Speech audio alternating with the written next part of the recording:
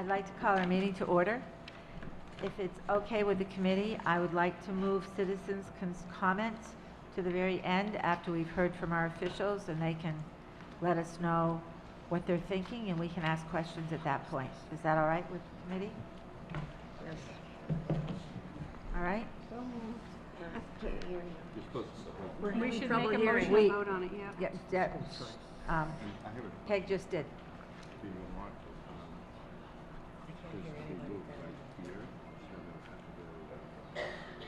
That's a good idea. Okay. Did you hear that? No. It's been a suggestion that we move citizens' concern after the discussion with various state and local officials. That would be good. I agree. All right, you agree? It's Peggy made a motion. Did you second that? I'll make that motion that we put that after the discussion. Citizens' concerns after the discussion with various state officials. Okay. I'll second. All those in favor of moving? Aye. Opposed? All right, we have moved that. Which brings us to the discussion with various state and local officials and consultants regarding the district's current and future financial situation, state oversight, and deficit loan. Mr. Wolfson, would you like to start us off? Put you in the hot seat already. Thank you, Madam Chair, and good evening, everyone. My name is Jeff Wolfson. I'm the Deputy Commissioner of the Department of Elementary and Secondary Education. I'd like to start out just by introducing my colleagues who are with me here tonight.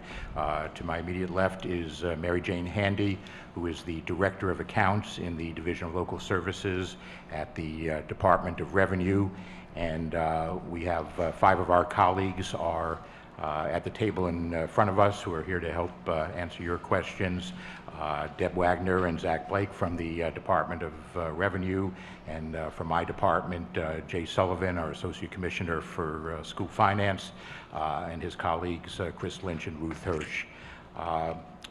Appreciate the opportunity to come here and speak with you all tonight.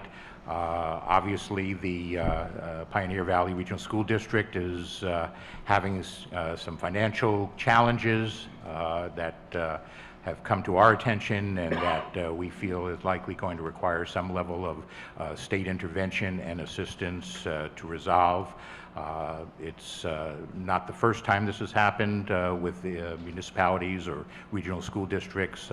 Fortunately, not a situation that happens frequently, but it has happened on occasion in the past. So we do have a bit of a playbook that we're working from to help resolve the situation. I'm going to start out by asking Mary Jane to give you a report on how the district finances look from our perspective at the state, and the concerns that Department of Revenue has raised. And then I'll talk a little bit about what we see as the next steps in the process. Thank you. Thank you. Our initial conversations with Pioneer Valley has been with their school lunch program. The school lunch program since 2011 has been running a deficit, and as of 2016, that deficit went through and it was now to $210,000 in a deficit, meaning that the school lunch program was losing money historically for years, and finally it was $210,000. However, at that point, there were letters that had been sent over the years, both to the school committee and to the superintendent, asking that the school committee consider raising that money and funding the deficit. It continued, unfortunately, in 2017. And in 2017, the numbers that we got, and these were at fiscal year 17, this is the numbers that we got back in this late March. Besides the school lunch deficit that I had mentioned, this deficit had grown to $254,000. The school district had overspent their budget by $245,000. And their circuit breaker, which is a reimbursement for the state for high-cost special ed students, by $140,000. So at the point, at the end of June 30th, 2017, the deficit for the school district had grown to $630,000.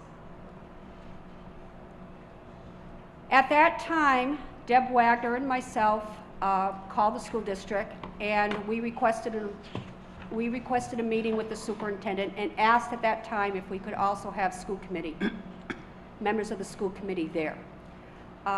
This was an informal meeting. This was a workshop that we were trying to go through and see where we were, and we wanted to, besides the fiscal year 17 numbers, we wanted to look at the fiscal year 18 year-to-date. At that time, Pat Shire and 2 members of the school committee had met with us, with the Superintendent Miller. And besides the 2017 numbers, we were made aware, we also knew at this time that in the papers we had read back in September of last year that the school district had based their budget on transportation numbers, reimbursement from the state, that was over $300,000 more than when the state actually had gone through and released that they were going to reimburse the district. So in fiscal year 18, this is what we know right now. This is the current fiscal year we're in. Besides, again, that $640,000, we know that that transportation money of $303,000 was not recouped in any way. We also know there's expenditures that the school district overexpended their budget by $145,000. Additionally, school district did not, in their budget, record or appropriate any money to pay back the short-term borrowing they do annually, and that's about $12,000. School lunch, we're estimating, has an additional $25,000 overspent for the year. School choice charter, we're anticipating, from our numbers that I got from DESE, that it'd be about $45,000 short. Their expenditures, what they budgeted, their expenses were going to be $45,000 more. And on the converse, they received $83,000 more in circuit breaker and $76,000 more in charter reimbursement. So for fiscal year 18, we're anticipating about $371,000 overspent between the revenue and the expenses. Additionally, we do not know what the day-to-day subs are costing, any additional, since we looked at these numbers. We're estimating approximately another $50,000. We're unsure, but in my profession, we'd rather be conservative. We'd rather overestimate. So we're guesstimating about $50,000. That's giving the total deficits currently that we're anticipating through 18 of $1,061,000. In the meantime, I requested documents for fiscal year 19. Our documents that we received for 19, the revenue looked reasonable. However, on the expense side, it did not. I was very concerned that the fiscal year 19 budget was only $10,000 more than fiscal year 18 budget. And you have to remember that the budget for this school district is quite large, and $10,000 on a budget that we were just given of $14 million doesn't really make sense to me with all the, we all know what our own expenses are going up, okay? So it didn't make any sense to me. So I started looking line by line to see what these expenses were, and the big one I saw was that health insurance decreased almost $500,000. So my comment was, did your rates go down? And they said, no, the rates went up. So we don't know what fiscal year 19 looked like. So what we did is I went through and voiced my concerns to the superintendent and the chair of the school committee and said that the fiscal year 19 budget needs to be revisited. It needs to be looked at because you cannot afford to have an additional deficit for fiscal year 19. So at this point, we have $1 million shortfall. And as we went through, we made all through these discussions, my office contacted DESE. DESE and Department of Revenue work jointly for our regional school districts. So this is where we are. Thank you, Deb. So looking forward now, we have a number of goals that we want to achieve here. Obviously, the most immediate is to make sure that the district remains solvent, and we're ready to open up school come September. The financial picture that Deb presented certainly makes us concerned that when you run a deficit, you run the risk of actually running a cash deficit and not being able to pay bills. So we want to avoid that. We obviously want to make sure that the district is on a sound financial footing going forward. And that's a challenge these days for a lot of districts like Pioneer. We recognize very much that small rural districts with declining enrollment and not a lot of property wealth in the area are facing challenges. Legislature is very, very cognizant of that, is exploring options, but there's no easy solutions to that. So we need to work within our current expected revenues and make sure the district's on sound financial footing going forward. And we obviously want to make sure that the district has the financial management in place to avoid this kind of problem again. In any local government, whether it be a municipality or a regional school district, we rely on a variety of folks to be keeping an eye on the budget and on the financial performance. And clearly something broke down here. Our goal isn't to cast blame or aspersion, but to make sure that we figure out how things fell through the cracks and what we can do to make sure that doesn't happen again. As Deb indicated, we're certainly going to be taking a closer look at the fiscal year 19 budget. We recognize that, as closer we get to the start of that fiscal year and to the start of school, options for making adjustments to the budget become somewhat limited, but we'll certainly explore what's available.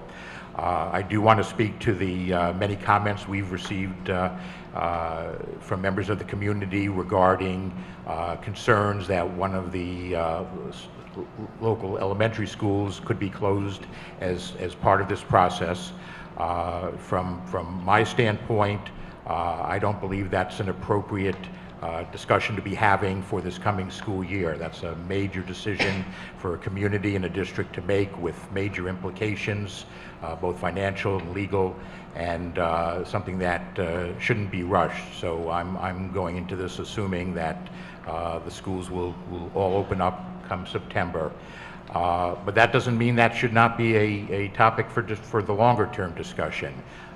When we talk about trying to adjust district spending to what the communities are able to support, everything should be on the table, including the structure of the schools, including the relationships with other school districts here in Franklin County. Franklin County is the poster child for the large number of school districts we have in Massachusetts serving relatively small numbers of students. I think when I last counted it up, there were 18 school committees and 10 superintendents and central offices in serving Franklin County students, of which there are a little under 9,000. You look further east in Newton, for example, where we've got one school committee and one superintendent serving 12,000 students. So I know there's a long tradition of small local governments in the Commonwealth. Folks out in the Berkshires, I think, are finally coming to grips with the challenges that creates, and I think that's going to have to be part of the conversation here in Franklin County. We are expected to propose some legislation. We've been in contact with Representative Mark, Representative Whips, that will authorize the district to do some borrowing, deficit borrowing in fiscal year 19 to cover the accumulated deficit from FY18 as well as any additional deficit that may be incurred. This, again, requires the ability to do deficit borrowing requires approval from the state legislature. In the past, and what I would expect we'll be proposing here, deficit borrowing legislation has been accompanied by several other conditions, most notably the appointment of a fiscal overseer who would be both a resource and a check on the school district spending and a guide to helping to make sure the budget is in good shape and the financial management practices are in good shape. And we would also expect it would include a requirement for the district to begin putting money into a stabilization fund. Too many small districts do not have sufficient reserves to be able to weather the downturns or unexpected expenses. So we will certainly circulate to the members of the school committee and to the other stakeholders in the community the draft legislation when we're ready to ask Representative Mark and Representative Whips to file it, and comments will certainly be welcome, but that will certainly be an important tool that we'll be using to help the district. The timing for the passage of legislation, of course, is always uncertain. The legislature right now is tied up with the state's fiscal year 19 budget, so it may be a number of weeks before we're able to get that enacted. I've already been in touch with and had conversation with Jonathan Skakel, who the committee has designated as the interim superintendent, taking over from Superintendent Miller at the end of this month. And I've offered our assistance on an informal basis right from the get-go without even waiting for the legislation. He was appreciative of that, and I expect we'll have a close working relationship. So that's where we stand from the state level. You know, again, not a unique problem, but it's we don't want to minimize the seriousness of this problem. You want to get ahead of deficits before they start snowballing and reach the point of no return. I will certainly not promise that there will not be some difficult decisions ahead, whether that be on making budgetary adjustments or on making adjustments to the town's assessments. But that's all part of the conversation that we're going to need to have in the weeks and months ahead. So with that, Madam Chair, we're happy to both listen to comments from the committee and other elected officials here, and certainly answer any questions that you may have. Thank you. Committee members, do you have questions? No questions? I think they're shell-shocked at this point. Then maybe we can open it up to the community at large. And Commissioner Wilson will answer any questions anyone has. But I would ask you to come up. Is your microphone set up? Pat, we have a couple questions. Oh, I didn't see your hands. All right. Well, there's not much time to think. Oh, okay. All right, question. Okay. Mr. Wolfson, I was just wondering how, since there's going to be likely weeks of delay before this legislation is filed, I was wondering how that would affect possibilities with cash flow problems. Department of Revenue is the agency that goes through and distributes the state aid starting on the fiscal year. My boss, Deputy Commissioner Sean Cronin, is meeting with the Secretary of Administration and Finance to discuss an advancement for fiscal year 19 aid, starting after July 1st, pending this legislation going through so that we can go through to ensure that the school district has money to pay summer pay, teachers' summer pay. We have asked the treasurer for a cash flow. We need this cash flow so we can go through and finalize upstairs in our office. Okay, thank you. And if I could just add to that, it should go without saying that money that is advanced from local aid, money that is borrowed under the authority of a deficit borrowing legislation, that's not free money. That's money that the district is ultimately going to have to make good on. So let's be no question about that. The state aid, if we advance it, what we'll do is we'll just take it out of the rest of the payments for the fiscal year. That would be paid back immediately, the advance. Where the state aid, the deficit borrowing is actually a loan, and it's paid over a number of years, paid back over a number of years, principal and interest. Okay, so that automatically comes out when we get the It would be deficit state borrowing. qualified note. That meant the state, it would be going through and basically collateralizing your note, and it would physically come out of the state aid. Okay. Did anyone else, Don? Martha, Deb or Sue, did you have questions? I might as we go along. Okay. I do. Okay. Peggy, do.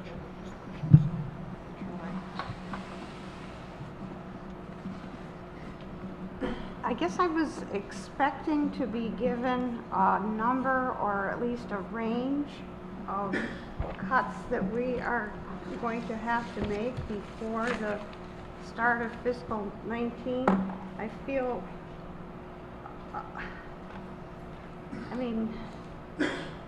will we get that direction soon or? Well, we would certainly recommend that the school committee take on its responsibility to be going through the budget with a fine-tooth comb and identifying accounts that appear to be underfunded. No, we're not prepared. We haven't, this is our first meeting out here. Again, part of the need for bringing on a fiscal overseer is to have somebody who can go through the budget in great depth. We're not going to just look at a spreadsheet for 2 minutes and say, you need to make cuts here, and there. It takes a fair amount of study to understand what's behind each of those numbers and what the obligations are. When would you expect an overseer to be on site? I'm sorry. When would you expect the overseer to be on site? We are actually discussing potential candidates right now. The district will not be required to bring on the overseer until the legislation passes, but I certainly expect once we've identified a good candidate to be discussing with Mr. Skagel the option for the district to bring him or her on sooner. Okay, super. That's nice to know. Can I ask one more question? Okay, so So how much is the overseer going to cost us? Mr. Sullivan, would you care to comment on that? I think in other circumstances, it's probably cost about between $50,000 and $60,000. And that would be the responsibility of the district.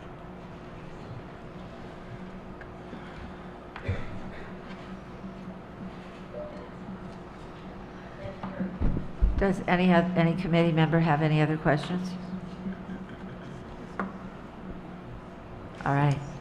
So I would open it up to community members. Oh, David does. This is ultimately the school committee's responsibility. It's not a surprise to me that we're here. We're not deserving, but is there any chance of some kind of a one-time pothole grant to ease this problem? Neither of our departments have any funds available for these types of situations. So any supplemental funding would require action by the legislature. You can certainly ask. I can tell you in past situations, it's been rare that the legislature has appropriated additional money.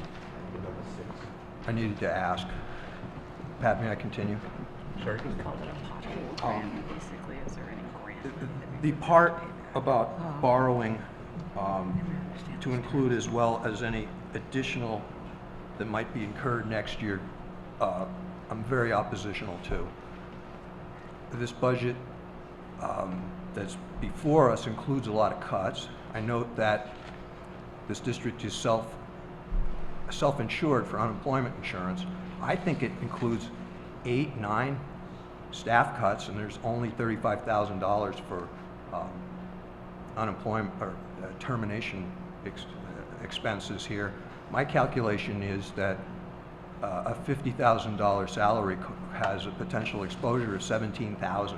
It's 60% for 30 weeks, So that's a line we have to look at. But we are getting closer and closer to having a balanced budget. This is not a situation that we're unaware of. We've been working to address it. We've been listening to the public who, since I've been on the school committee, have been very vocal and insistent that we can't cut programs. So the result is that we don't. We construct paper budgets that are in balance. But the outcome, that's not the outcome. So areas like, it looks to me like we have enough budgeted for health insurance. I'm not sure we have enough budgeted for energy. But we can and we should, and it shouldn't just be a goal. It should, you know, it's the law. You balance your budget. We're in this situation because we've refused to make needed cuts. Our outgoing superintendent's trouble started when she suggested, in her first year here, on an emergency basis, riffing 7 aides that weren't necessary in order to meet a budget deficit, and that's the beginning of her problems in this district.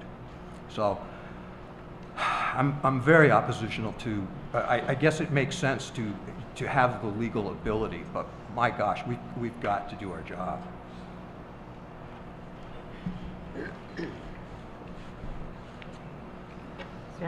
Are you all done, David?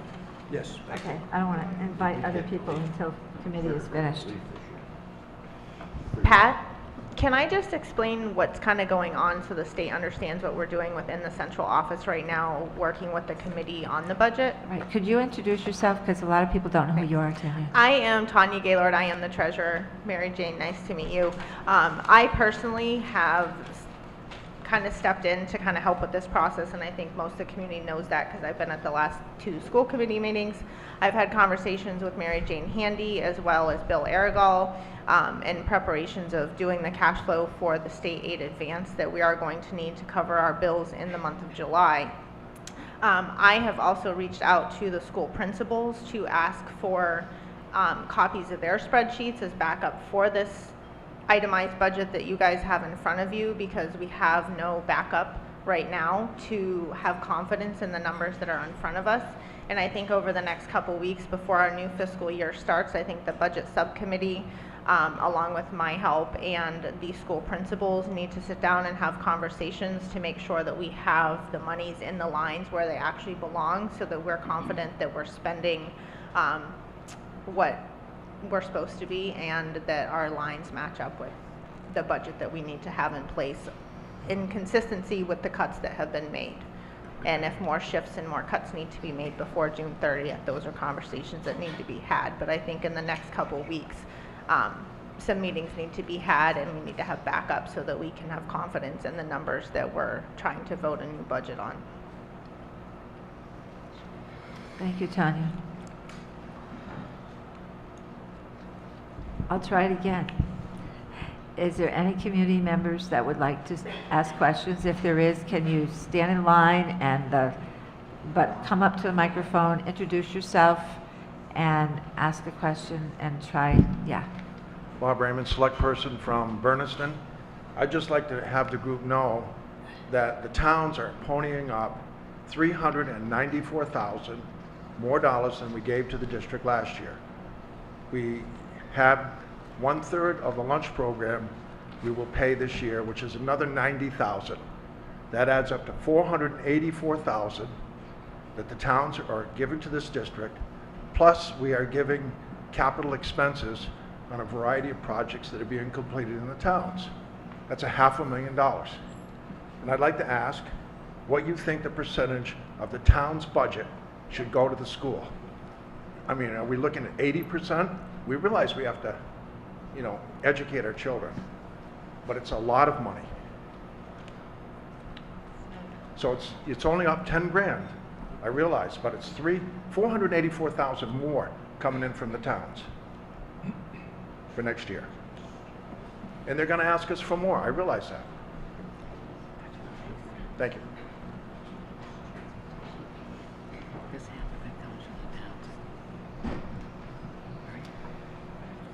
Is this citizens' concerns, or is this just a question for these guys? Which? It could be either or. Okay, well, Could you introduce yourself, please? We know who certainly. you are, but- My name is Deborah Potee, and I'm a taxpayer in Northfield and a parent. Is this having to do with what's on the agenda, Deb? Well, I had a question. You Okay. guys, I had a question just about what's going to happen now. We've heard this, and then, yes, I probably have a lot more I'm going to say. So if we are looking for, getting, loans in the future, what does this mean for right now? I think we're all sitting here wondering, are we then moving forward to make cuts up to $1 million tonight? I guess I just want to know that. I guess I'm asking you guys. David? If this is not in response to your question, it's a point that needs to be made and it's related. So I, as Budget Committee Subcommittee Chair, have been throwing $1 million around as our losses and working with MJ, pretty good ballpark figure of where we're going to be at the end of this fiscal year. The $1 million in cuts the next year's budget needs has nothing to do with making cuts next year to correct that accumulated deficit. It just happens that our understatement of expenses and revenue errors of using this current year's budget, which might lose $500,000, we don't know, that was the basis for next year's budget. So then add in 9% increase in one health insurance, 4.7 in another, add in an accurate calculation of the potential unemployment costs for being uninsured, add in these other things, and it just happens that that was $1 million. We had to add $630,000 of new expenses to the budget, and we already knew we needed to take $400,000 out of the budget. So now we needed $1 million. Those are not the same $1 million. We are not trying to correct our sins of the past, which are considerable, next year. We do need to have a balanced budget next year, and that's what it takes. But we're getting closer. It's getting down to more of a question of, have we adequate reserves to cover our potential exposure in special needs, in other very difficult and very expensive to estimate. So, and our mistake in the past is we've hedged away from funding them adequately, as experience shows.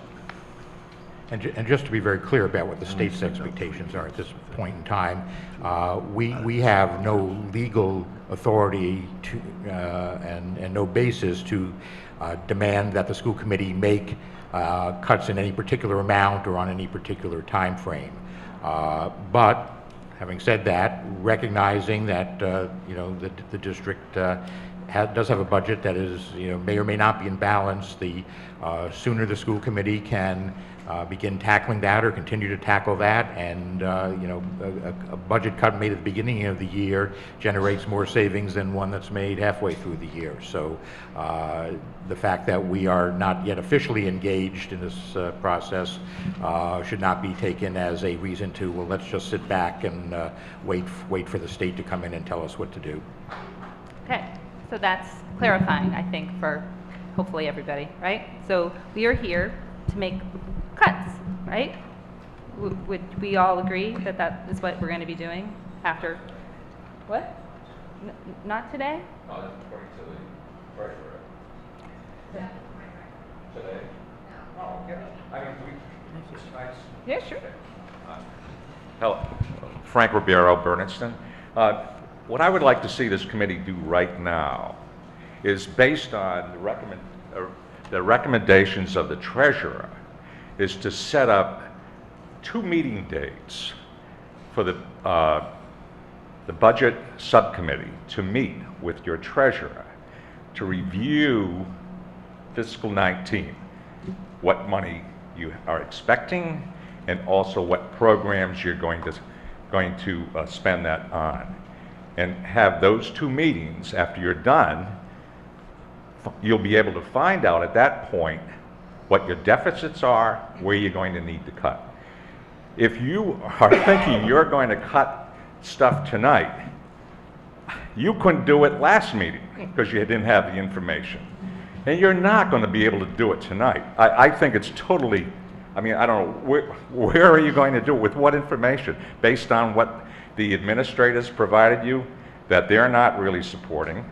But I would have to say we need to know whether or not, how much, how much of the money we're going to receive for fiscal 19 covers what we need to cover. And at that point, you're going to have a dollar amount and you're going to be better able to make realistic cuts for the coming year. And you can do that in the next, we're at what, June 7th? We've got 3 weeks until the end of the month, and let's get going. But let's set those meeting dates and let's get it done now. Monday, Tuesday, Thursday. Okay, so I'm just going to launch in to what I want to say. And I'm going to explain why I'm now talking instead of at the end. So I'm speaking now because I had actually asked that my slot, which is at the end of the agenda after it's all over with and nobody will be here, be moved up. And I was offered that by the chair of my town's select board. She emailed this committee's chair on my behalf. Nothing happened. I also reached out to my town school committee member for help, and I received no response. So now that is why I'm taking this opportunity to talk. So I hope that's okay with everybody. Can't hear you. Deb, Yeah. please don't make it too long just because of the I'm length going of the to make it meeting. as long as I'm going to make it. I'm sorry, but I just am.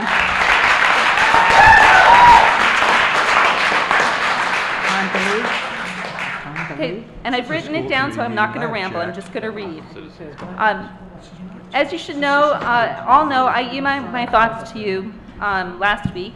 Deb, yes. this is a school committee meeting. I'm going to be entirely appropriate. I don't think I've ever been Citizens' inappropriate. concerns after this discussion. I asked if this was citizen concerns, and you said, and you said either or. So I don't know what. Okay, what I would like, what I Yeah. asked, is just for you not to make it too long, because gonna this do is my a best. citizen's concern, and this is a school committee meeting. Yeah, Thank you. I will promise to be entirely appropriate, as I always have been. Yes. So you all know my thoughts about where I think cuts could be made. What I would really like to propose, and those cuts did include cutting the 2 smaller schools, because that would be the biggest savings, and I know that would be hard and painful. I appreciate you saying that maybe it would be better to do within a year's time or with some study and review. I'm putting that out there because to me, fiscally, rationally, it makes the most sense.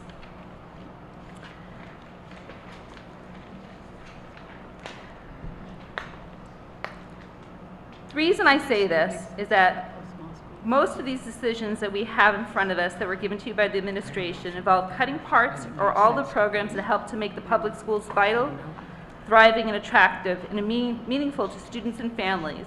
So closing the 2 schools is the only thoughtful choice. Keeping all 4 elementary schools open, but without art, music, sports, technology, band, preschool, potentially larger class sizes makes the 4 schools very different places and far less educationally vibrant and rich for the currently enrolled students. The cutting of any one of these programs at the elementary school level will have a hugely negative impact on programs at the high school level, with students coming into the high school with possibly no prior knowledge or exposure to music, art, technology. For example, the band music, middle school, high school band, and chorus will not be as strong and eventually shrink and die. Additionally, schools that have no program beyond academics, especially at the elementary grade level, will not appeal to any new families thinking of moving into one of these towns. Northfield, for example, has a strong hope that once Thomas Aquinas College opens its campus next fall, 2019, some new families will enroll their children in NES. Why would they do this if there's no art, no music, no technology, no band, no preschool at the school? If we do not close these 2 smaller schools, all the schools and students will suffer. So I'm going to bring this down to that shortfall of 300,000. Okay. I believe strongly. I object to this, Pat. I really do. This could be taken care of during citizens' concerns. We have guests here. I think we this don't is want to keep citizens' them any concerns. longer than we have to, and this can be raised under citizens' concerns. So in all due respect, I would ask, Pat, that you push this forward, let our guests be here to speak and answer the questions that we have. I'm happy to sit down if this is not citizens' concerns. I took it that I could just, you said one or the other. I think that's what I heard. She hasn't got. Pat, we voted to move citizen concerns to right after item number. Okay, the- I'll the sit back discussion, down and again, but that's I'm gonna where I get back believe up we're at again. right now. No, I believe we're at that right now. We voted for this. This is the time and the place for it.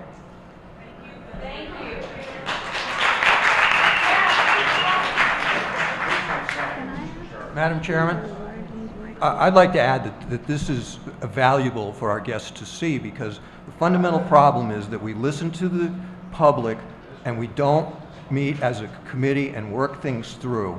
And I was so proud of the committee and appreciative that Tuesday night, I mean, we did the talking stick round and round, and it worked. We got to a resolution. This committee needs to meet. It needs to talk. It doesn't need to be told what not to do.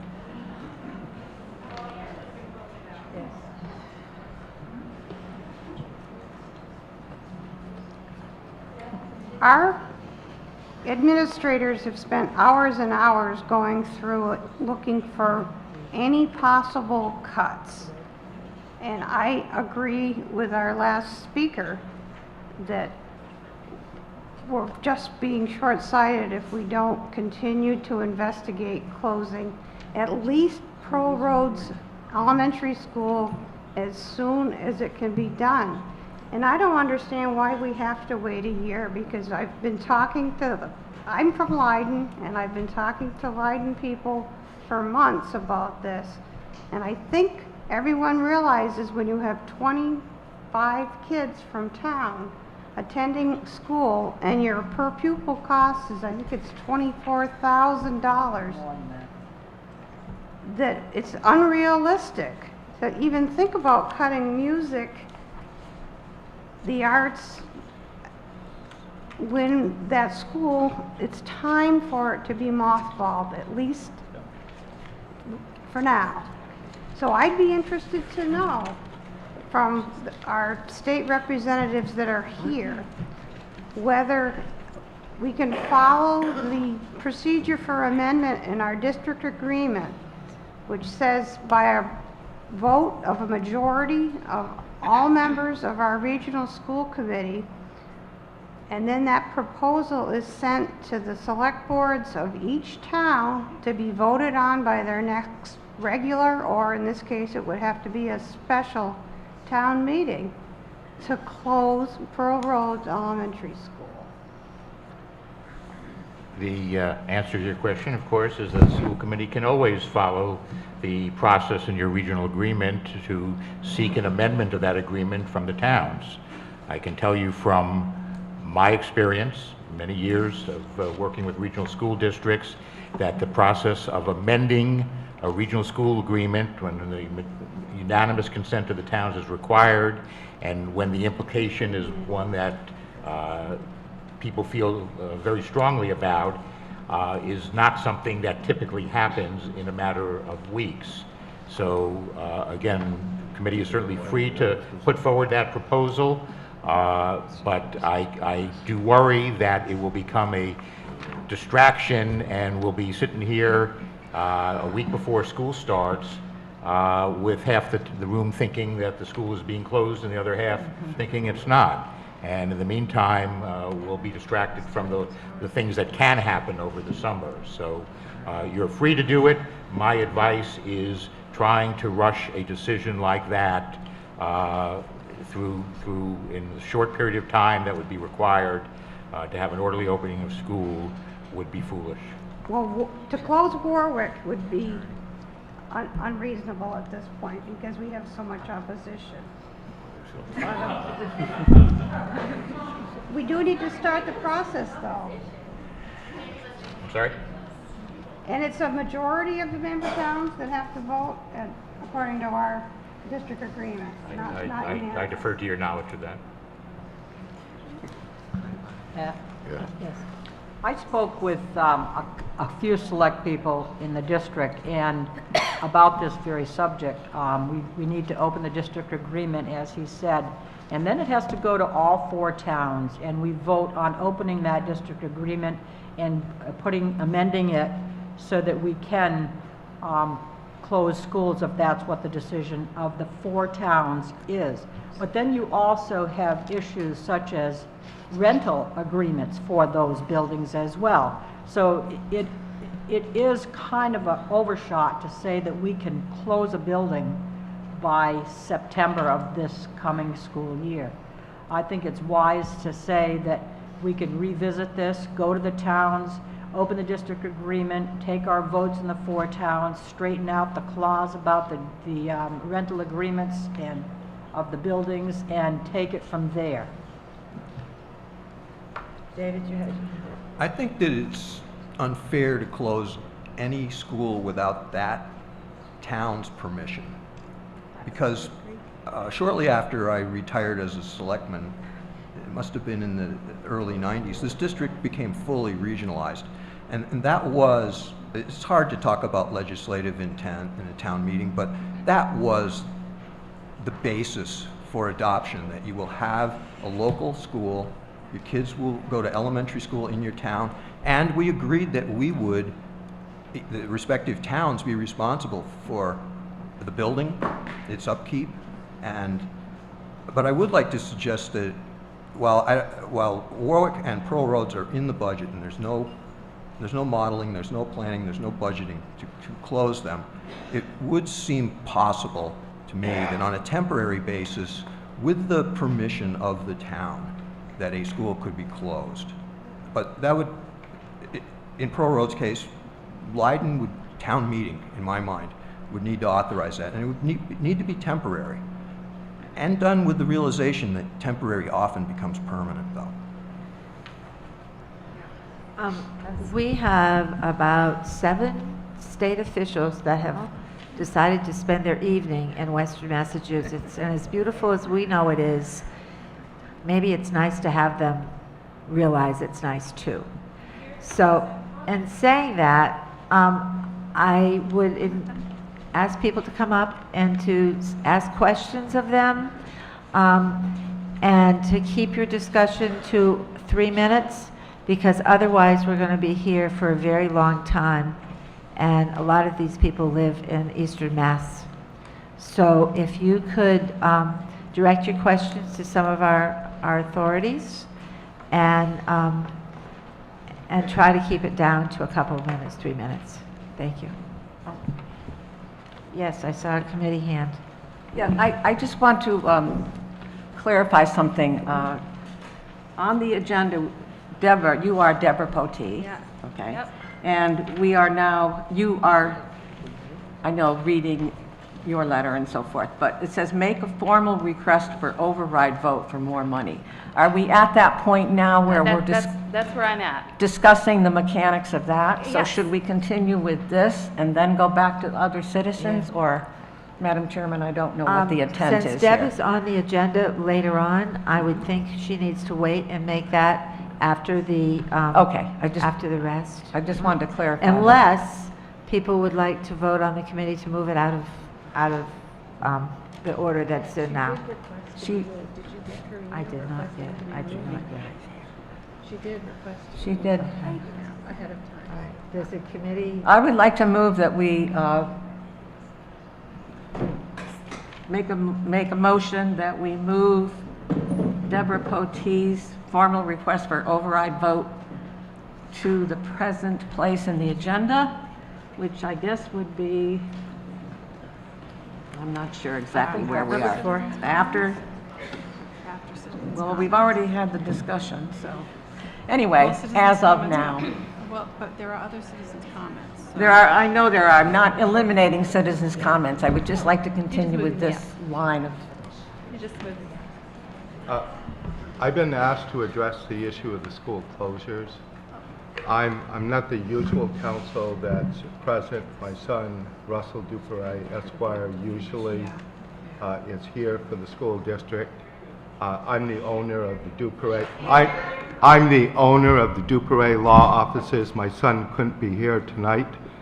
But our law practice represents school systems throughout Massachusetts, approximately 65. We've been involved in the closure of elementary schools and other schools throughout the entire state. Typically, you do have to follow a process and procedure. You just can't take a vote and 2 months later close the school. In fact, last year, I was in litigation in Superior Court in Hampden County on that specific issue. We were able to close the school building and we won that portion of the lawsuit, but we paid damages for 1 year. So we paid a full year of damages because we didn't follow the appropriate process for notification of the public, doing studies, and then causing the closure of the school building. Now that school building is closed now. I know of another school system in Hampden County right now, and this school system I do not represent, but they're also in Superior Court for closing the school on short notice, a couple of months' notice. So our law practice does this all the time. I would agree with Jeff Wilson that it does require a little study, a little work, and the potential of closing the schools next year could be a very viable approach after studying the regional school district, after going through a process of notifying the communities and letting the townspeople be heard. So that's all I have to say on that particular issue. I would highly recommend that you wait a year before you actually close the schools, if that's the final decision.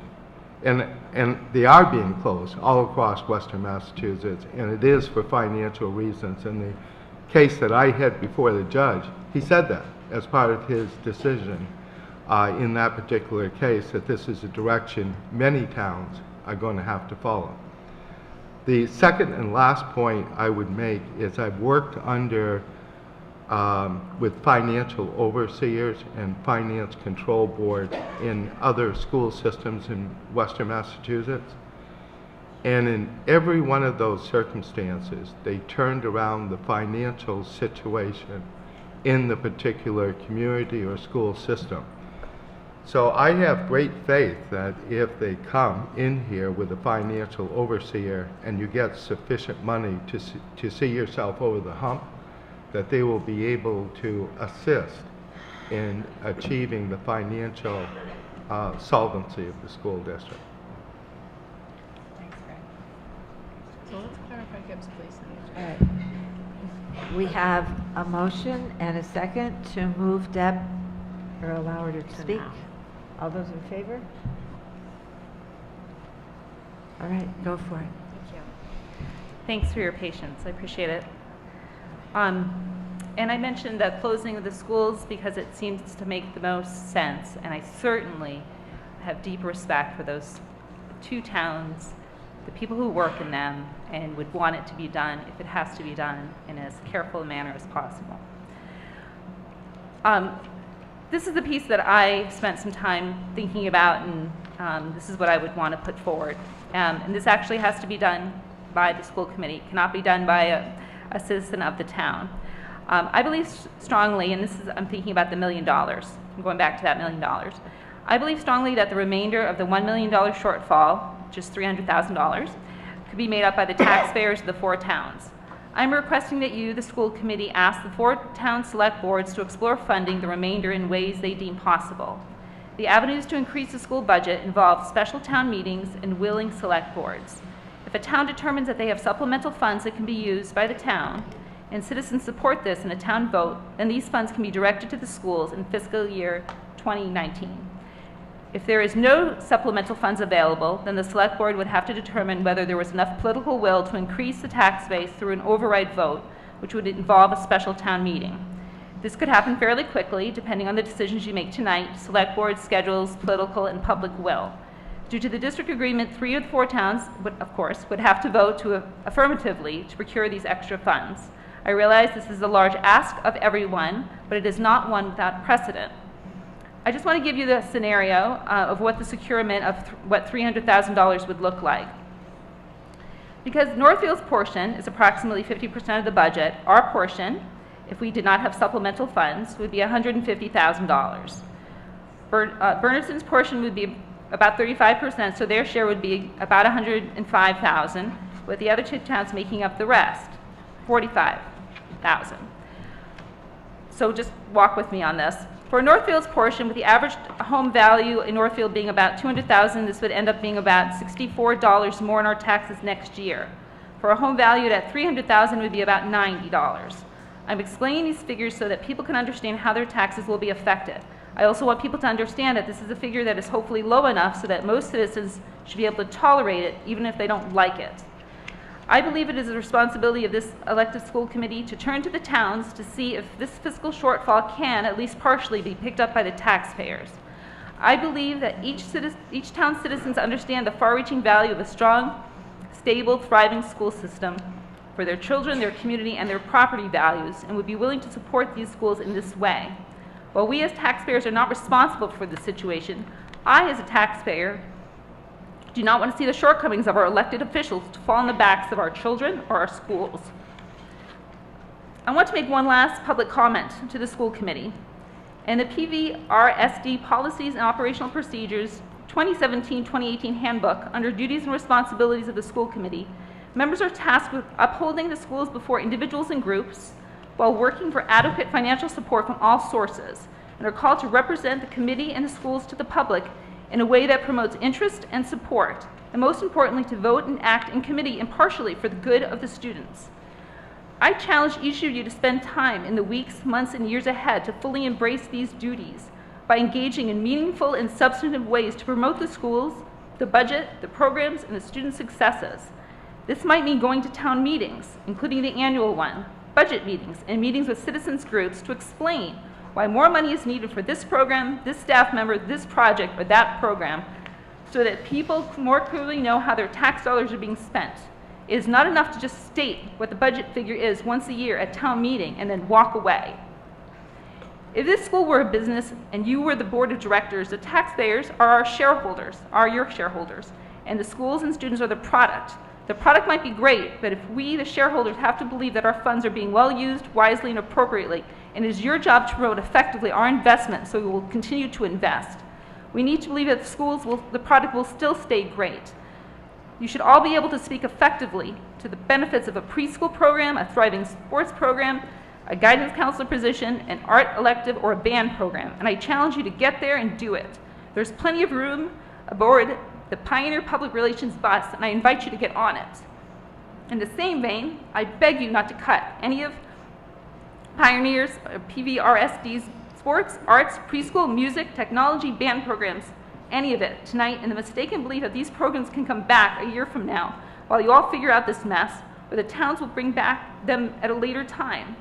To open tomorrow's recorder and see that Pioneer cuts all programs as a headline, even if the money does come back later, will be a PR nightmare that I don't think the schools will recover from. When my husband called Greenfield High School yesterday to see what our school of choice options are, it was clear from the administration that we were not the first Pioneer family to make that call. I'm almost done. These schools, without their valuable, laudable programs, will not be tolerable for my family. No child should go through a year without sports, arts, technology programs, and mine certainly will not. Tomorrow when I open the recorder, I would like to see Pioneer saves all programs. Please do the right thing.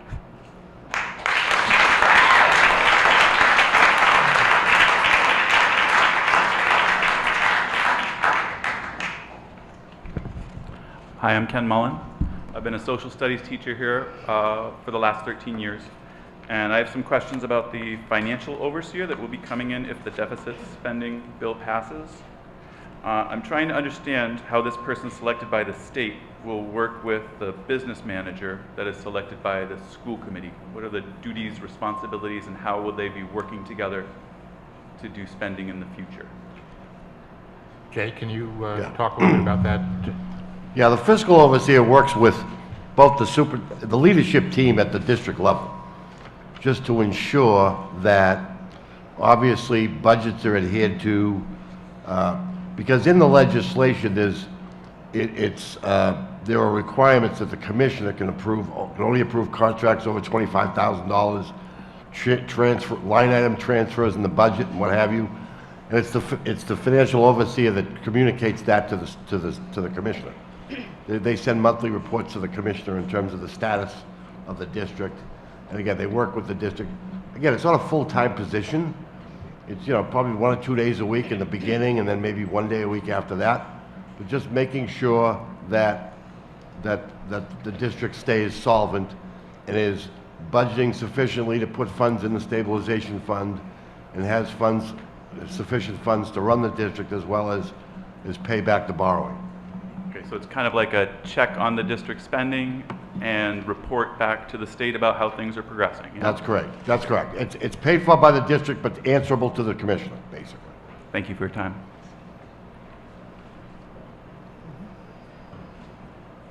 Good evening, Mike Townsley, Town of Bernardston, 290 Brattleboro Road.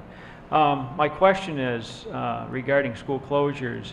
If the parents in those towns got together and talked with the Bernardston or Northfield about requesting their children go to those schools, it has happened in the past, back in, I believe, 2003, when 6th grade was small enough and some of the parents wanted more interaction for their 6th graders. They requested that 6th grade class go to Bernardston. I'm wondering if some of these parents, instead of having the cuts to the programs, would get together and request that their kids go to those alternative schools instead of actually requesting closure. That's my question. Any answers? Nothing? Okay, thank you. It's up to the parents.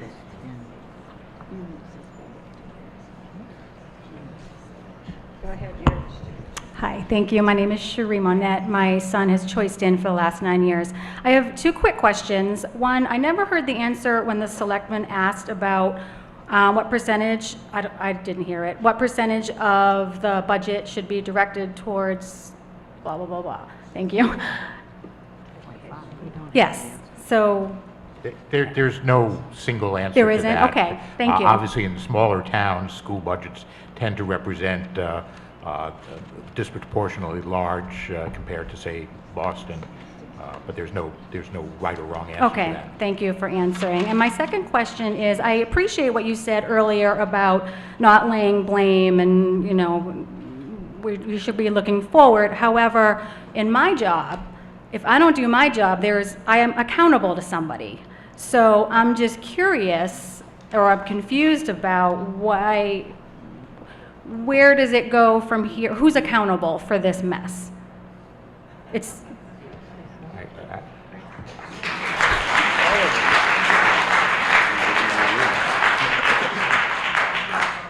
Obviously, the school committee is the ultimate governing authority for the schools, and the school committee is responsible to the voters of the towns. Thank you. Perfectly. Can I ask a question? Yeah. So this is election year. The first school committee always follows the federal election every 2 years. There are 7 seats that will be on the ballot in November. Please. Get your papers, get your signatures, get yourself on the ballot, and have a seat at the table. We welcome you. And don't forget, those papers are due into the town clerk's offices on a central office and then the town clerk's office by the 15th, I think it is, of July. So it's coming right up. Deb, you had a question? Sue, you had a question.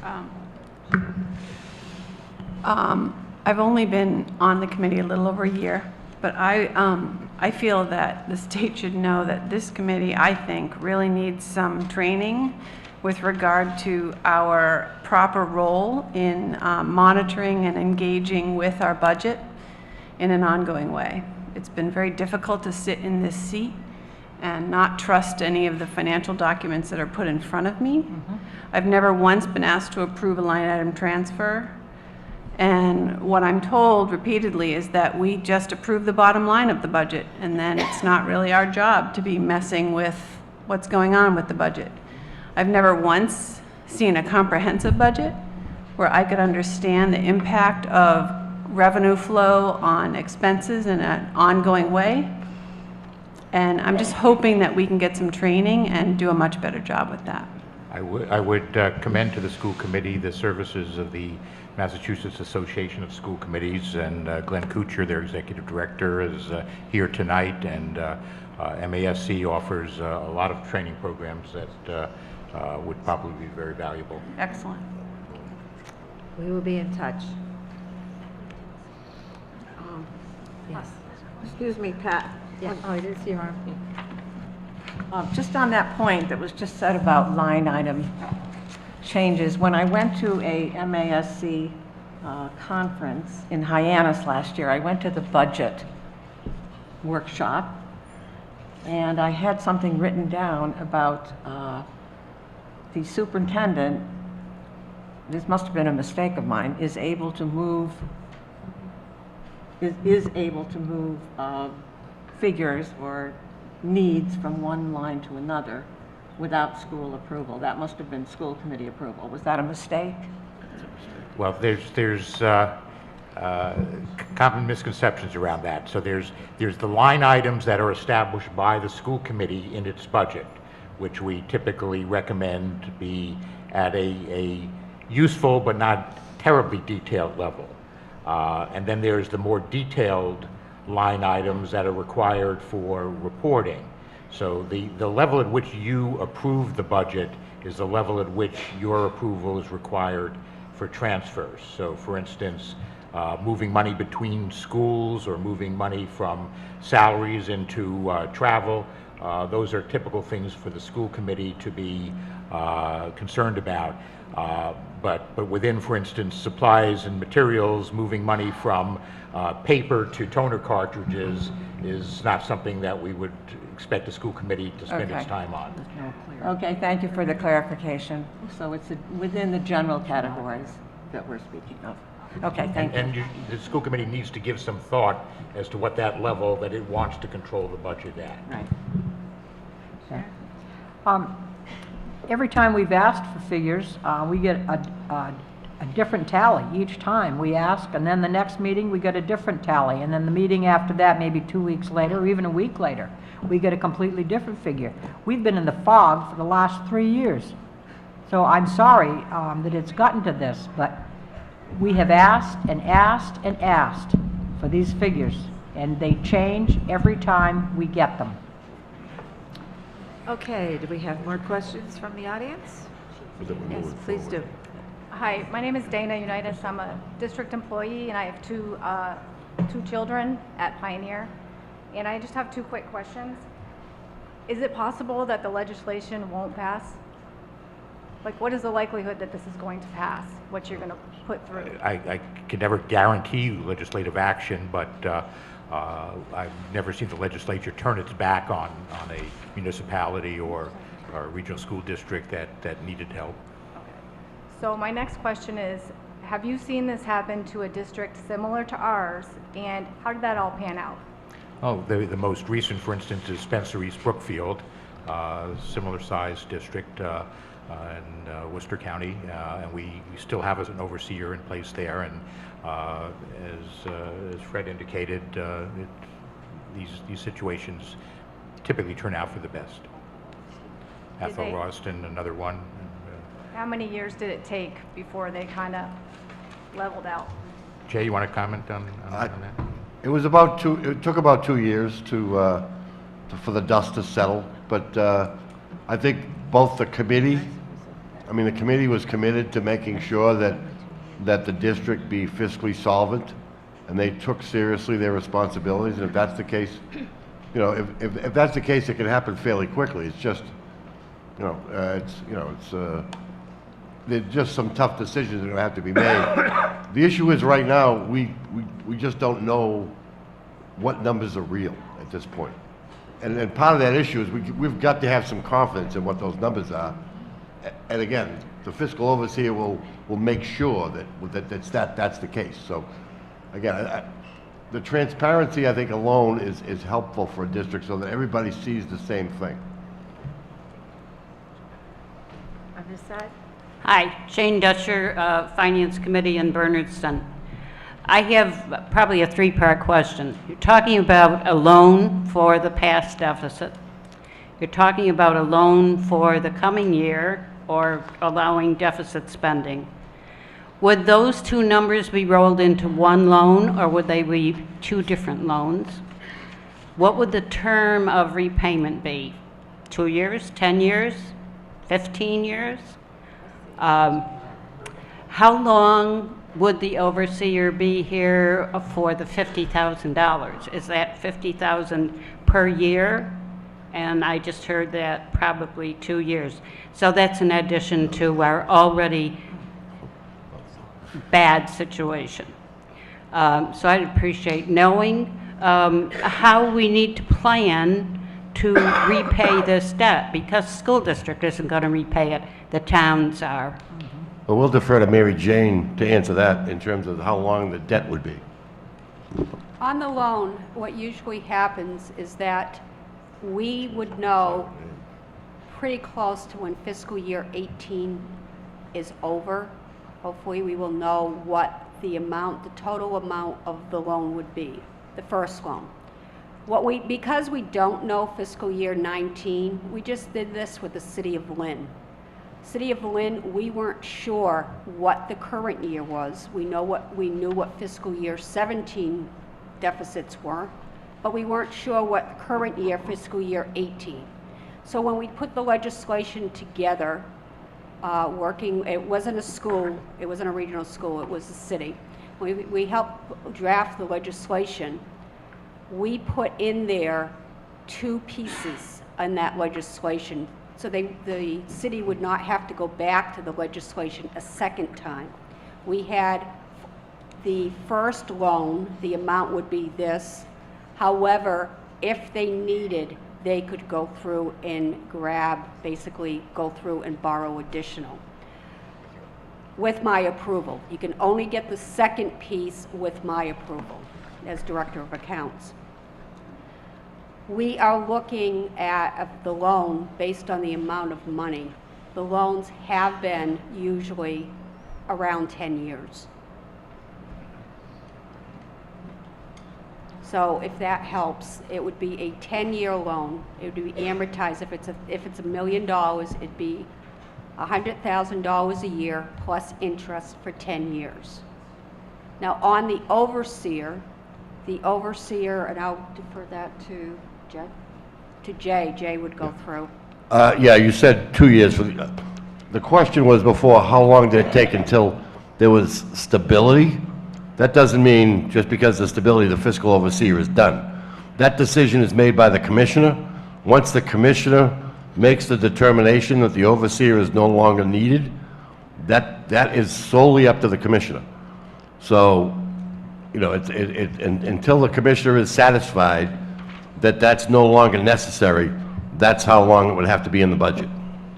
And that decision will hinge very much on the committee's decisions on appointing a permanent superintendent, on appointing a business manager, on the committee's own budget deliberations. Those are the things we look to see to satisfy ourselves that the district's able to manage its financial affairs going forward.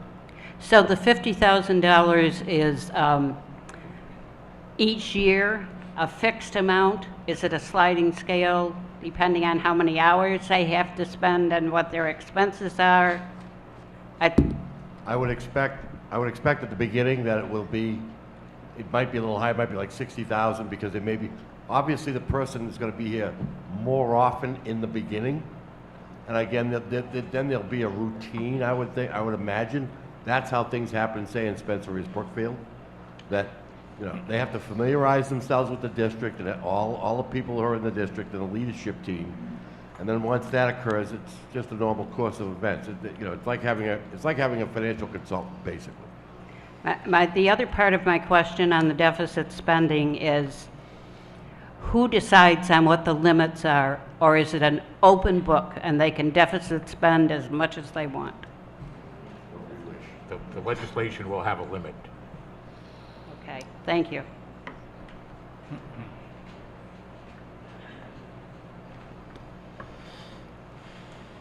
I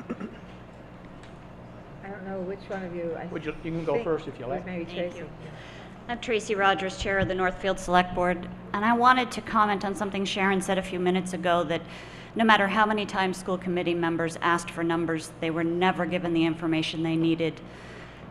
I recently took a lot of flack for holding our town administrator accountable for not getting us the information the Select Board needed to make its decisions. So I urge you to take that responsibility seriously in the future, and perhaps that's something the Association of School Committees can help with, another training. It is not a fun part of the job. I don't envy you, but it needs to be done.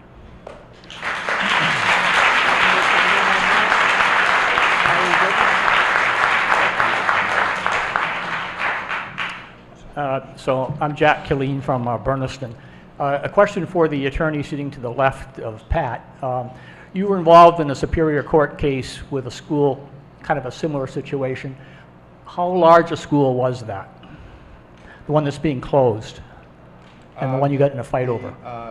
School that's being closed is, the school that's being, it already has closed, is a small elementary school. So How big is small?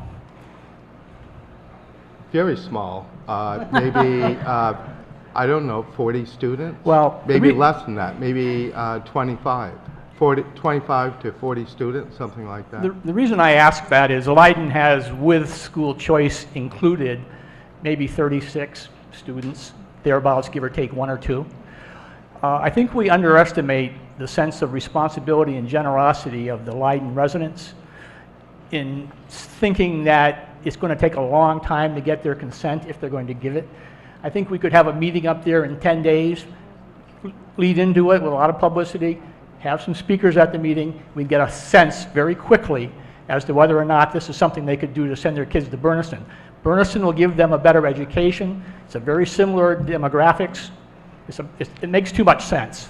Yeah, so I've had regional school districts that I represent where the townspeople, the town, and the region were all in agreement that it made no sense to keep the school open, that there was a public hearing on it so people could be heard, and the school building closed very quickly and without any discord, without any real issues. And I think that depending on the particular circumstance in the particular town, it could go quickly with no really opposition, and it may not. There are certain things that have to be done. One, you have to look at the regional agreement. You have to look at procedures for closing a school building, some of which are in the CMR regulations. The issue has to be studied, but the degree of the complication depends on the willingness of all involved to reach a common result. So in the case that I had, which involved 3 towns, the largest town was probably around 8,500. The other 2 towns were much, much smaller. And all the school buildings were in the large town except for one, and they had a village school in the second largest town. The second town was adamantly opposed to having the school building closed under any circumstance. Wanted the regional school district to repair that school, and it would have cost substantial amounts of money to do that. The regional agreement did provide a protocol for the closure of a school building, but the judge determined in that case that the regional school district did not follow all of the procedures that were in the regional school district agreement. So there was damages for 1 year, but the school building is closed today and permanently closed in accordance with that particular judgment. Right. So the problem is, one, that you should have legal advice. That is, the school committee should have legal advice as far as the protocols and procedures to close the school building if the school committee is interested in bringing that forward. Now, a town can always say to a school committee, we would like this building closed. But one of the things that was previously discussed is and important in these cases is that typically there is a lease agreement with the town. And the lease agreement could provide for many different conditions. And some of the potential for liability acts from the breach of that particular lease. So sitting here tonight, I can't tell you because I don't have that information. Just to it should be on that's the the indulgence agenda. of the school committee for just 1 second. This is not intended for the school committee. This is intended for the attorney. The superintendent here has not done a good job. Have you ever seen a case of damages being sought for malpractice?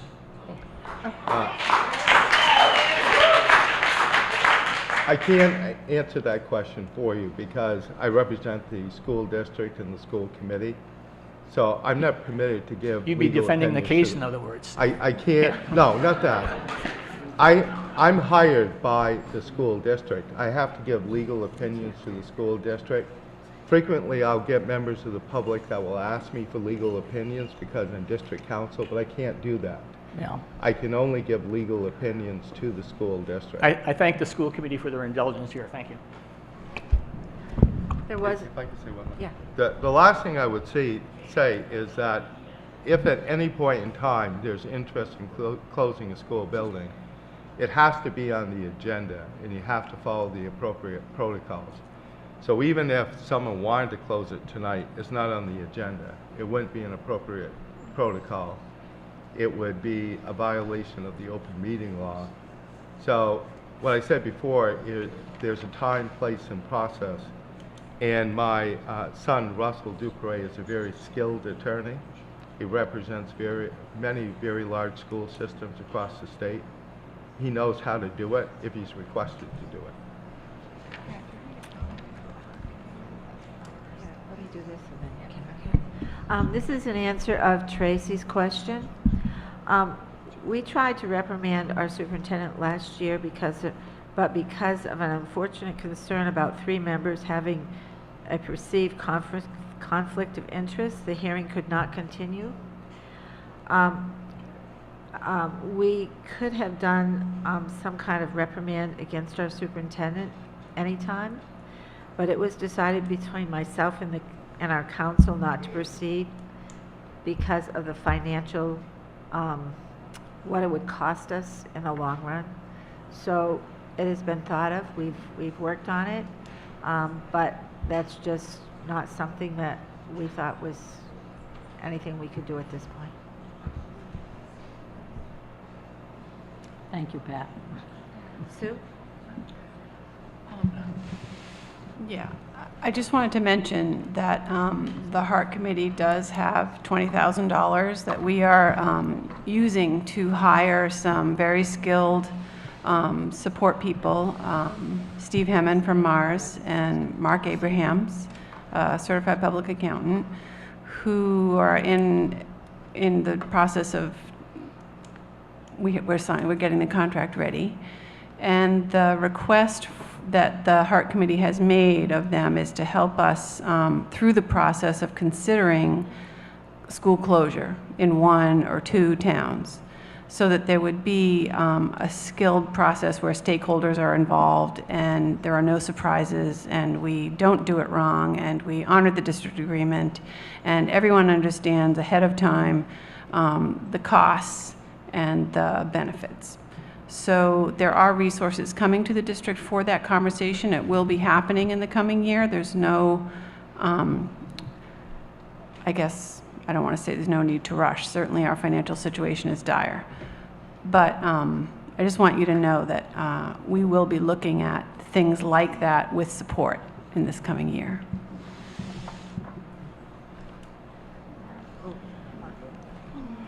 Sorry, I just wanted to follow up with Sue's information. And Sue, I was wondering if that information would be coming to the Heart Committee and the school committee together, or? So there are 2 members of the school committee on the Heart Committee. And I've already reached out to our new superintendent, and I'm very eager to involve him in the HART committee. And I expect in the future a much more collaborative relationship between the HART committee and the school committee. Yes, it is me. I have a hypothetical question for council. If a town's people got together at a large meeting and all voted together that they were closing their school, would that override the district agreement? First of all, I don't know your district agreement. I can't do legal opinions on limited amounts of information. What I would suggest is if the school committee wants to pose a question to our office for a formal legal opinion, we would do that, and it wouldn't take long to do that. I mean, as long as we have all the documents and the information, you know, within a couple of days, we could give a legal opinion. That's why I said it was hypothetical. But well, I think we're dealing with reality of this particular situation, and it depends on, the reason you can't do it hypothetically is because you would have to know the regional agreement and the protocols under the regional agreement, and the specific questions should be in written form for us to respond to in written form. So as I said before, we've been involved in the closure of school buildings in numerous locations. It's not uncommon, but in all those occasions, we were asked for formal written legal opinions, and we would describe what the protocol and procedure is. So if you have 5 different questions, we'll respond to each of those 5 questions. But it should come from the school committee. We give legal opinions to 3 individuals. One is the chair of the school committee. The other is not an individual, but the school committee itself. And the third is the superintendent of schools. So we don't give independent legal opinions to every member of the school committee. It follows that protocol so that you don't have a dozen different legal opinions and misinterpretation of the legal opinions. So the school committee can formulate legal questions to be given to us. The chair of the school committee can do it, and the superintendent of the schools. Thank you. The figure that we have been given, I keep hearing the closing of Leiden School. The figure that we have been given that what the savings would be for our budget would be about $300,000. I know that the total annual figure for that school to keep it open is over $600,000. So I hope people aren't thinking we're going to save $600,000 if we close Leiden School.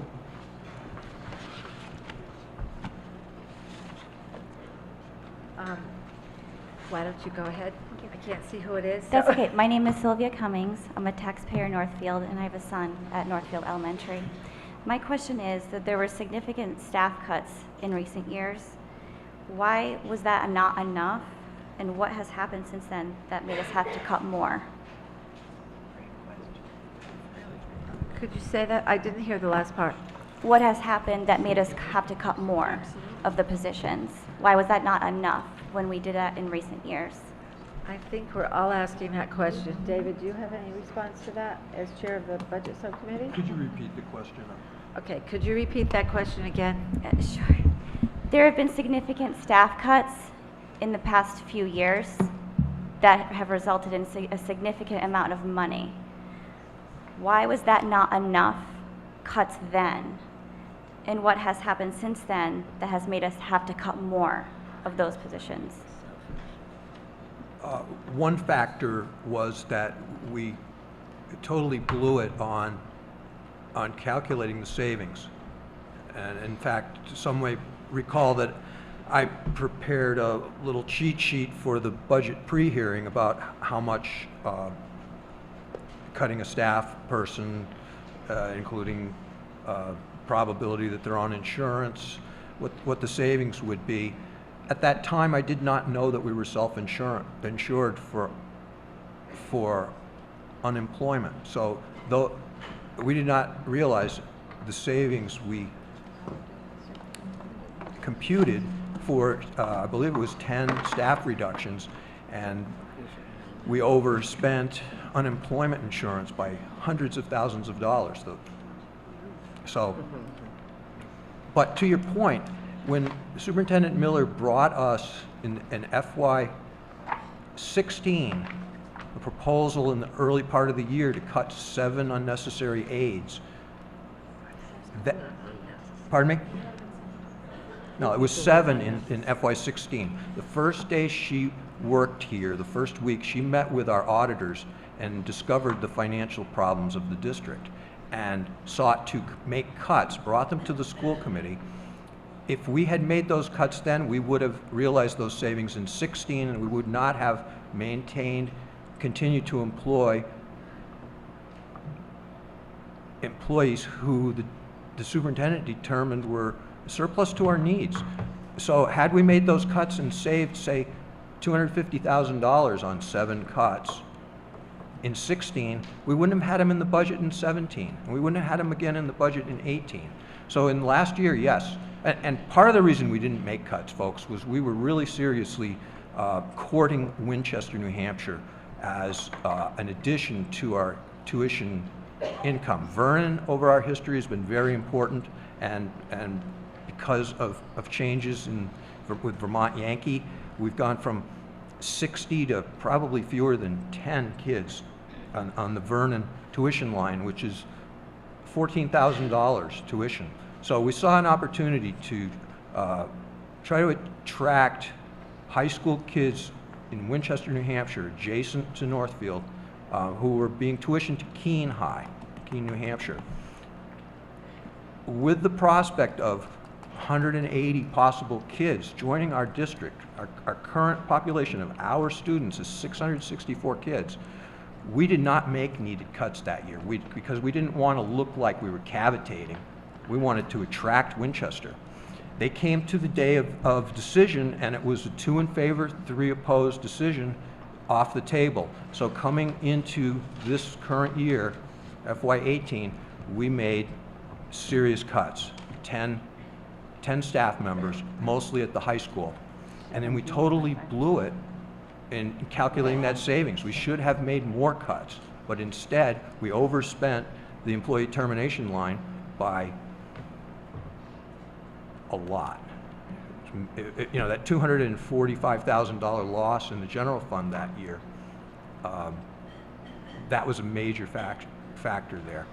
So as we shrink and as costs go up, cost of living, cost of the things we buy. Incidentally, 80% of our expenditures are staff related, be they health insurance or retiree health insurance or staff. And this has been a growing percentage because our budgets have been relatively flat, and we've sought to not cut programs, so we've tightened up and tightened up and tightened up, but not enough.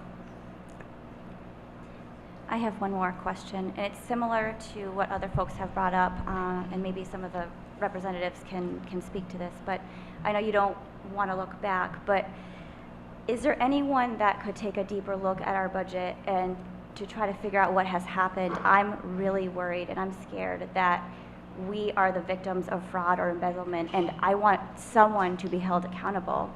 And is there someone in the state that will look further? Why are they in this position? What caused them?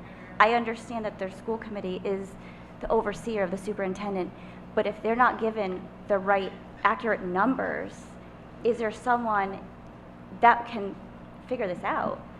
No, we absolutely want to understand what happened and make sure it doesn't happen again. And again, we're coming from it not from the standpoint of you know, who should be punished for it, but you know, there's good financial management practices, there's controls and balances that we expect to see in any unit of government. It becomes more challenging the smaller the unit of government is, but there should be, you know, several sets of eyes on a budget and on spending. And clearly, for whatever reason, that didn't happen here, and we need to see where the holes are, and that'll be part of the fiscal overseer's job, is to recommend potential changes to the school committee's procedures, to the staffing, to make sure that there's checks and balances in the process. That's going forward, and I understand that.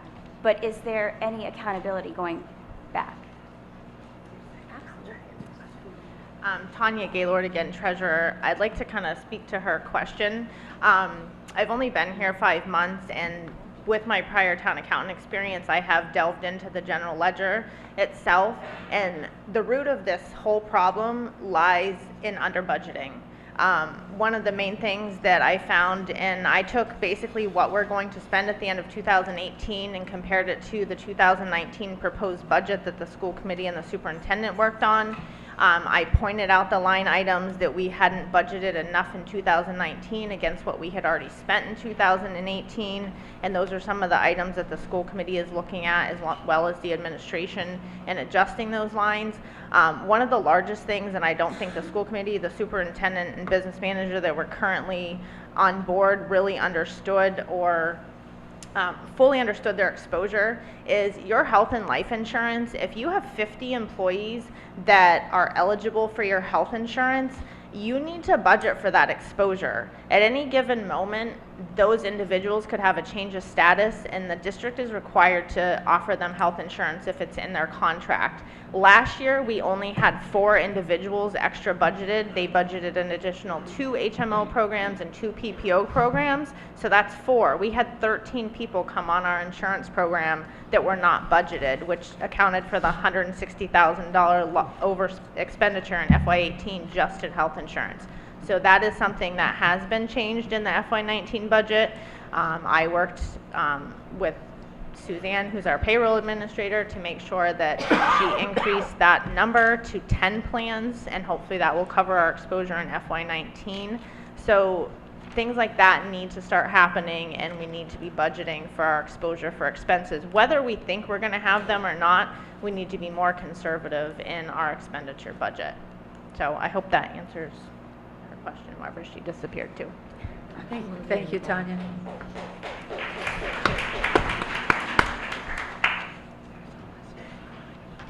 Yes.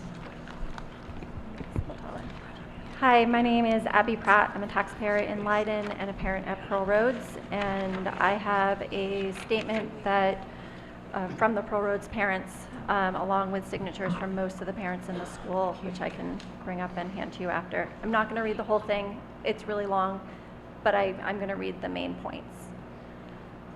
While we understand the difficult situation our district is in and the challenging choices that our school committee is trying to make, we believe that closing Pearl Roads Elementary School at this point is both inadvisable and will cause lasting damage to our town and the school district as a whole. Trying to make up $1 million deficit in a single year is an incredibly daunting task. We understand that the bottom line is that the district needs more money. However, making cuts without looking at how we can increase our revenue has just led to more cuts. While raising tax rates is never popular, and I know this has been talked about and should not be done lightly, a slight raise throughout the district may be feasible and should be explored. Some communities have strengthened their schools by adopting innovative education programs to supplement and enhance their schools and the education they offer. The local education council in Leiden, which I am a member of, is currently researching such possibilities for our town and school. Once research is further along, it will be presented to the administration for consideration. Small communities often gather around their schools as they have few other community focal points. Without a school, the community has less to bring it together and is less appealing to prospective residents. While our school is too small to be given a state ranking, our teachers are rated as A by niche.com. The only reason Niche appears to give the overall school a B is because our community's lack of diversity, but our educational success is excellent. In fact, the valedictorian this year here at Pioneer was a Leiden student. For a lot of kids, the small size of our school helps kids feel safe in their learning environment and promotes the high achievements that we are seeing. So in conclusion, the decision to close the school is never going to be an easy one, and we know that none of you are taking this lightly. However, making this choice is not in the best interest of our children or our communities. It may make financial sense to you in these trying times, but it is short-sighted when we need to be looking at the long-term prosperity of our school district.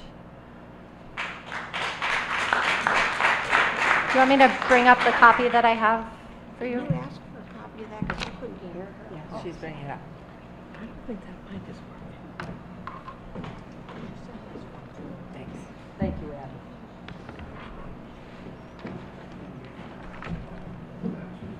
I would like to address one All right. statement that she made.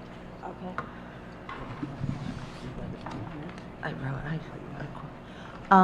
Thank you for your input. I do want to address your statement that our bottom line is that we need more money. Our bottom line is, yeah, we need more money, but for the purpose of maintaining a viable district that's here for the children of our communities. And unfortunately, the word money is the bad word, but our commitment is to maintaining a viable district. Thank you. Yes. Betsy Llewellyn, Northfield. I've tried to stay out of this, but just a few observations. I'm no stranger to this. I was on the school committee for 29 years, not like Pat, but for a long time. I retired in, I don't know, maybe probably 2007, somewhere around there. A few observations on all of this. Nothing changes. It's all the same as it was in 1976 when I started. The problems are the same. This one escalated. We didn't get it in time, but don't blame these guys. They are working for you. They are trying their darndest, and it's a thankless job. But they are up to the task, and they are asking for help. Blame? Oh, there's plenty of blame to go around. The administration should have seen this coming, because you have less kids, you have less state aid. Now, also, with the mess the state's always in, maybe they didn't get the right figures. So perhaps they're not all to blame. The committee, they could bear some blame if they were given the proper figures. But if they're not given the proper figures, then how are you going to blame them? You really can't. They're working their tails off to try to make our schools even better, and they are fantastic. Remember, we're a very, very small school district, and we do a lot of good. We were having to turn away kids for school choice, and we actually were making some money, but that right now we're in a little bit of a problem. Now, the school committee, I know they were given lots and lots of figures. I don't think they swept stuff under the rug. I think they confronted everything that they could. But there is another entity to this that does bear some blame. We as citizens and as school committee members have dealt with this forever. The state mandates many, many, many programs, and they're going to be wonderful programs, and the state is going to fund them 100%. Ha! Guess what? That does not happen. And who gets left holding the bag? The schools. It's a good place, right? We can afford it. No, we can't afford it. And that is a problem. So if the state doesn't come through with their promised amount, what happens to us? We have to fund it. And we have to fund whatever that program might be. So what happens to the rest of our education? It's squeezed down. So we don't have money to run some of the programs that we would like to run. So don't take this personally. Mr. and Miss State, you also bear some blame for the mess that we are in. Particularly small regional rural schools. It's a good place to dump stuff, because many people think that the state ends at $4.95. Guess what? Here we are and we like it. That's why we're here. So, it seems to me that you all are asking for help, and a lot of help. And I'm not feeling the love from the state to kind of help us through this. How about giving us maybe a pathway to follow? You tell us, well, you owe $1 million, but that's your fault. It's your problem. Well, it's all of our problem. And is there a pathway through this? Can you all help these people? And me too. We need a little more guidance than you are giving us. There has to be a way through this. We are not the only ones to which this has happened. So please, help us out all you can. I'm not asking for money, because the state never has any anyway. So, but for a way through this, and give these people the credit they're due. It's not an easy job. Thank you. Thank you, Betsy. Thank you, Betsy. It was a fun 49 or 29 years. Felt like 49. It was part of it, Betsy. I really appreciate all of your comments, but do we have any more of our state officials who have spent their whole evening here listening to us? I'm sure there must be other questions we have. Have they answered all your questions already? Wonderful. Oh, we have one person getting out. Good. Oh. Good evening. I'd like to make a couple comments. First of all, you talk about the unemployment insurance. Are we going to get unemployment insurance so we don't get into this problem again if we lay people off? Can anybody answer that question? David? I've been trying to look into it, and the front end on unemployment is not very friendly to inquiries like this. But what I picture is that we're looking at a situation kind of like a pre-existing condition, and it may be difficult to make that transaction. We also have we're part of an insurance trust, which is also for health insurance, which is also fundamentally a self-insurance. It's removed from us. It's handled by the Hampshire Insurance Trust, but it is itself a self-insurance scheme, and they had intended in the coming year to reduce benefits, and on that basis they set premiums to rise 4.7%.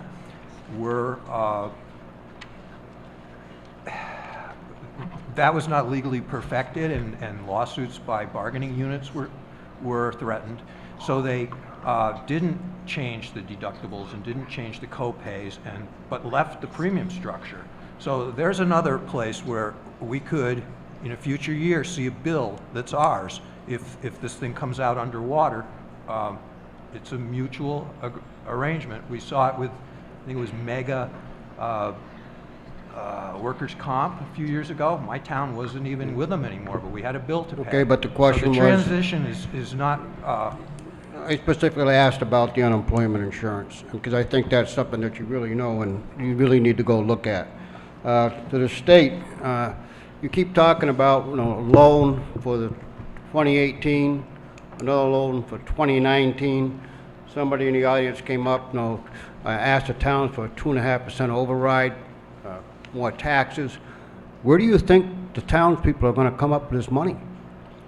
In Bernardston, we have one of the third highest tax rate in Franklin County. And all of our taxes are going up. I know the schools are important, but there's other things that are important too, and we've got to be able to afford them. I think the closing of a school is something that we really need to look at. We talk about blame. Somebody said the blame's not the school committee. Well, yeah, it is the school committee. Your job is to work and to look at the expenses, the expense reports throughout the year, and see what if we're on budget or off budget. Your job is to take action if somebody's coming to you every month with different numbers. You should have taken action on that 3 years ago. Your job is to learn your job. So I encourage and hope that you guys, don't shake your head, Pat, you're one of the problems. So I hope that you guys will restructure yourself. You need a new chairman because you've failed.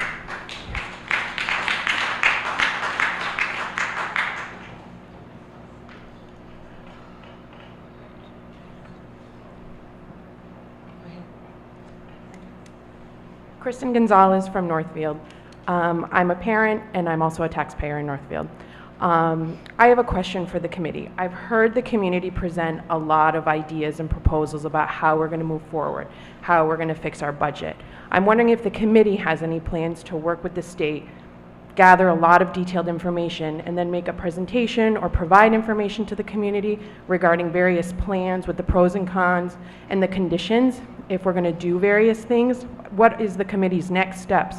Because I feel like we're having a lot of discussion, but we don't have any answers to what's going to happen tomorrow, and July 1 is right around the corner. I believe there was some talk earlier about a couple budget subcommittee meetings. David is chair of the budget subcommittee, and I think we need to address David on what he expects will be happening next before the end of this fiscal year. Well, I just sent the budget subcommittee an email asking if we can meet on this next Tuesday. I cannot be there. All right, well, I don't want to schedule in front of everybody, so Can we discuss this? But there are meetings that are scheduled, and we will work on it until the... I want to follow up on Frank's suggestion. I just don't want to schedule meetings in front of 100 people. It can be done more efficiently. There's better things to do with our time. But next week is the goal to have and Tuesday if possible. Pat, could we post it as a whole school committee meeting in case other members, we could limit, that even if a full committee quorum appears that we're not going to take decisive action, we're only in a recommendation mode. But I think it would be helpful to have all hands on deck. I think we need that. David, what time? I'm proposing 6 o'clock. Kristen, one of the other... Just one point regarding that. If you post it as a full school committee meeting, you have to have a quorum. Can I post it as both and have a budget meeting if I get a quorum of that and not a... You could post the budget meeting, let's say first, and then the other meeting second. And if you did that, then if you didn't have a quorum for the full school committee meeting, at least you've had your budget meeting. Thank you, Fred. Kristen, we try to plan our meetings as soon as possible. There is a 48-hour posting that has to be The open meeting public, law. the I open understand meeting that, law, yes. which, as everyone knows, last week there was certainly a problem because one of the town's offices are closed on Fridays. 2 of them are closed on Fridays. I think we got around that the other day. So will you be asking the state officials that are here to be present when you have these budget subcommittee meetings, or is this something that you're going to do on your own? Because from my understanding, there aren't any concrete figures to even discuss a budget. I think we've asked our state officials to come up once. I'm not sure that they would be thrilled with coming up week after week after week. I haven't even investigated that. We did address the problem of posting last week, and we have made our website as the official posting site. So go on the Pioneer Valley Regional School website, and we'll be posting there. We also will be posting on the towns, but in case we wanted to post on a Thursday or a Friday, and there was nobody in the town offices, that would be, we could still get within the 48 hours. Pat, if it'd be all right, I'll write that notice that has to go to the towns to make that legal. One more point on the meetings is, I think someone said here tonight would have a couple of meetings with the budget subcommittee and Tanya to try to work out some realistic figures. So I'm thinking that's going to happen maybe before the full committee on the 28th. That sounds reasonable. All right. Hi. Oops, hold Oh, on just sorry, a Mark. second. I didn't see a committee hand go up. Oh, Pat, I just wanted to clarify the time frame now. Following up on Kristen, I think I got the name, Kristen Gonzalez's question. I'm still confused myself about the timing on this. I know that the budget subcommittee will meet. There's only 3 weeks until July 1st. They will, with Tanya, identify where we are, where we stand, and then work on cuts. But Mr. Wolfson said that it will be a number of weeks before this legislation is filed. And then, after the legislation passes, we will have I forget what you call it. Overseer. An overseer. And the overseer will help us identify cuts and where to go from here. So am I misunderstanding that we are waiting until we get the overseer to finalize the cuts? Or this all has to be done before July 1st? I think everything has to be done before July 1st. Okay, so we need, so the So overseer if I won't could be able to. clarify, the district already has an approved budget for fiscal year 19. Right. The district is free and will certainly need to make amendments to that budget as more information becomes available and as potential changes are proposed. Changes to the budget do not have to happen before July 1st. They can happen at any point in Right, I time know, even- during the fiscal year. Again, the earlier the better. We will start as soon as we can some informal consultations with your incoming superintendent. We do not suggest that you should wait for us to come in with some magic answer that we do not have, but that the school committee should continue the discussion that I'm hearing tonight on what things, and this is not a one-time exercise. It's not like you're going to go through one round of budget adjustments and we're done.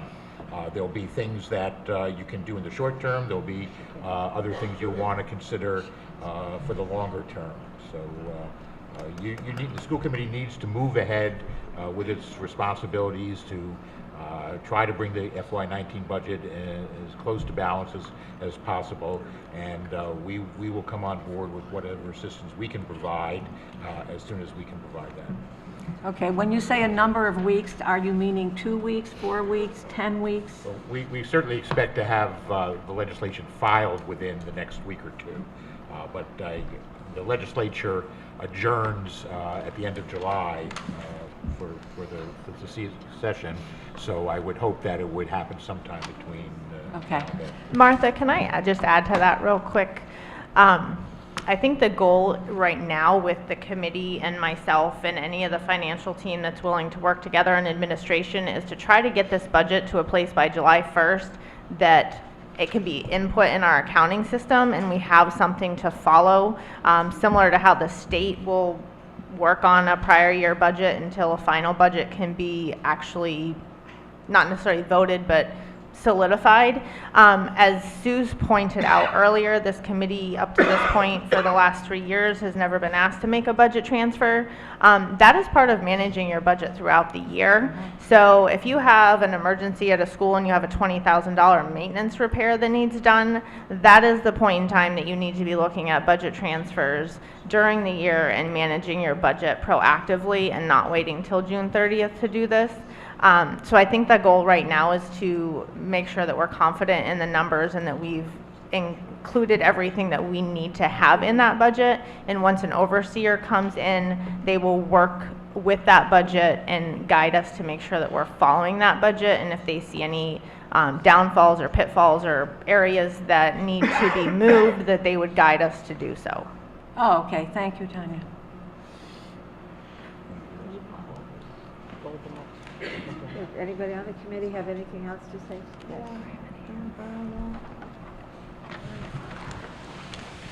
Pat,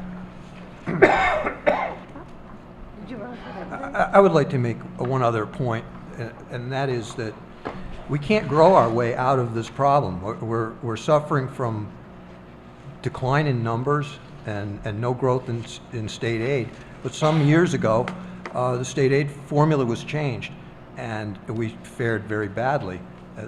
rural schools did. So we were held harmless and we've been getting this number for local aid that under the formula we don't even deserve as much as we get. So I don't know at what point we could add enough numbers that it's going to give us more than $25, or if the rural aid comes in an extra 75 or 100 per kid. But you can't say that if we doubled the number of students in our district, we would double our local aid, because it's just not true. So it's a fundamental structural problem. And that's why the towns keep coming to the table year after year with more and more, while our budget stays relatively the same.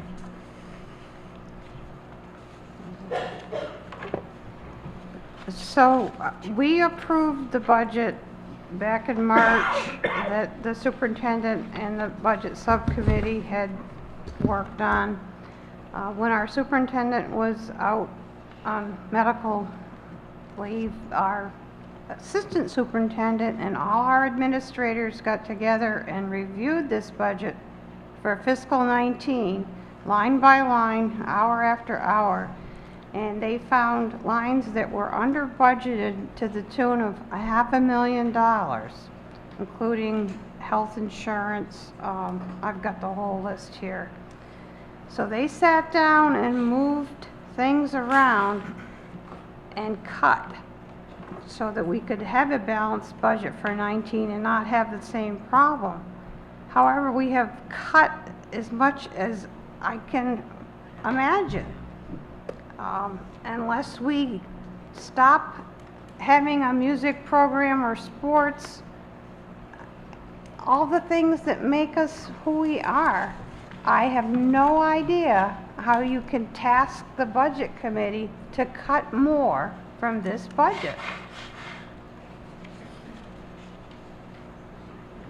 Yes, Sue. Oh, Mary Jane first. Yeah, okay. One thing the towns have to realize, you cannot set your tax rates for fiscal year 19 unless the school budget is balanced. All right? It has to be balanced. Could you say that again? The fiscal year 19 tax rates for the 4 communities cannot be set by the Department of Revenue unless the school district that you belong to has a balanced budget. Because if the budget is not balanced and you had to go back to town meeting to appropriate additional money, we have to ensure that there is funds for that budget. Not to say it will happen, that you have to go back to town meeting, but there is a possibility. Thank you, Mary Jane. So it's imperative that that budget gets balanced and it is properly balanced. Yeah, realistically balanced. Realistically balanced, thank you. Just stick some numbers. Sue, you had something you wanted to say? I just want to say that I just got the new budget recently and I've started going through it. I do not understand the cuts that are in it. As a school committee member, I just want you to know that. I feel in the dark about what the numbers mean. So I'm looking forward to understanding more about that. And in terms of our negotiating with the state around borrowing, I do feel like it's important for all of us to understand every cut in this budget, every detail of it as a community, and that as a community we decide what our commitment is to our future as a district and how to get there together. Another element of the HEART Committee's work is to look at sharing with other districts. Start thinking of ourselves as a larger school community. What can we do with Gil-Montague and Tech that would allow us to support each other since we are all hurting? You know, where can we support each other? Where can we share services? Where can we share transportation costs? Where can we have combined positions within our districts? Where can we give access to each other's programming so that we are, as a whole region, able to attract more families? And I just want us to make that decision together because we're all going to pay for it over the long haul together. And I don't have the answers right now, but I am ready to do the work. Now you can talk. Hi, my name is Jennifer Kaur. I'm from Warwick.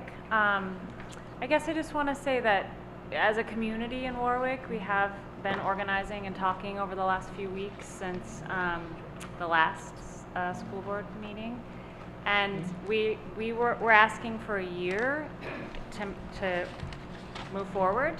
It sounds like we're getting that, but I would like a little bit of clarity on that as one thing. But before we get into that, I also just want to say, based on many comments that have been made tonight, that I feel like public education is it's one of the most important commons that we have, and I think we have to hold that at the center of this. And there's going to be painful sacrifices that get made as we figure out how to present a balanced budget. But I would encourage the school committee to really think about how primary education is really foundational in our commitment to public education. And when there's choices to make between football and cheerleading and educating young children, I think it's important that we hold educational interests at the forefront of those decisions. So I would like an answer, though, about sort of, do we have that year or do we not have that year as a community of people who are trying to figure out what we're doing with our families.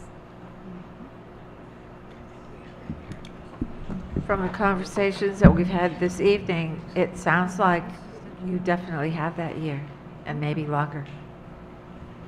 Am I right, committee? That's my understanding. Yes. I just have two questions. It's Mary Jane, right? Can you just clarify a little bit about the need to have this balanced budget? I mean, obviously the 4 towns have voted on the budget that they were given. I just am curious about if the budget, which we know is not balanced, what does that mean? And then I have a follow-up question to the school committee. If the budget is not balanced, the school committee could go through and ask the member towns to go through and to appropriate additional amount. Okay. So what would happen if your tax rate was set and this came in, because some communities set their tax rate earlier than others. Right. It came in, the community might not have any available funds to fund that. Right, and so we'd have to do an override. Right. So that goes back to my request of the school committee. Again, I can't go up to my 3-member select board members and say, hey, let's do this thing. It has to come from the school committee. You would have to come up with a figure, then you have to send Tanya would be writing a letter to the select board members, and then the select board members would make decisions about whether they have funds available, or they would have to go to an override vote. And then we'd have to have a special town meeting to vote on more funds for the town. I mean, I think I spelled it out pretty clearly. I know I said a lot of other things, but I laid it out as clearly as I possibly could to you. So, and I'm pretty clear that these towns, I believe very firmly, would do their very best to meet the needs of the schools. I really believe that. I have a lot of faith in them. So I guess it's really up to you to do that. I can't do that on my own. So, Pat? Yes. Deb, can you scan in that report that you read tonight and send it to the school committee members? I sent it to you guys a week and a half ago. I mean, I labored hard on it. All of you should have gotten it. We did. Awesome. I did. Come on. There. I'll send it. I can send it to you. I can send it to your connection. He's been waiting. He was first? Okay. Yes. Bill Kilpatrick, taxpayer in Northfield. This past May, we had a town meeting. One of the articles was talking about a lunch deficit of $270,000. Do we know if that $270,000 that was referred to in Article 9 is part of the $1 million we're talking about tonight? It's in addition to the million? No, it's part of it. It is part of it? It is. Because I saw heads going, no. the head should be going this way if it is part of it. And I also understand from that meeting that allegedly, and the attorney should appreciate that, that this accumulated over a 10-year period. Do we have any idea how long it took us to get to the $1 million figure? Over how many fiscal years? 2, 3, 10? Since the schools opened? What?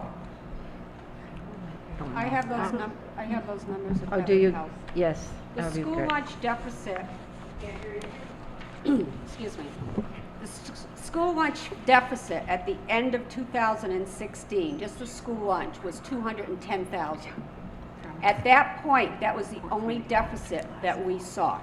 So the other 800,000, 730, And- showed up basically from fiscal year 16 to fiscal year 18. So fiscal year 17, there was an additional $45,000 in school lunch, and additionally, almost $400,000 in other funds, in general fund. So overspent budget, revenue not coming in, there was a deficit.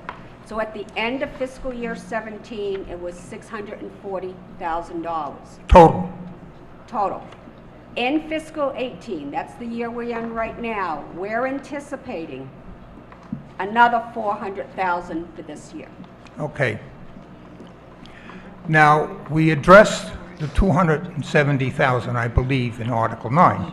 We said even though it took us 10 years to accumulate that, we're going to repay it in 3.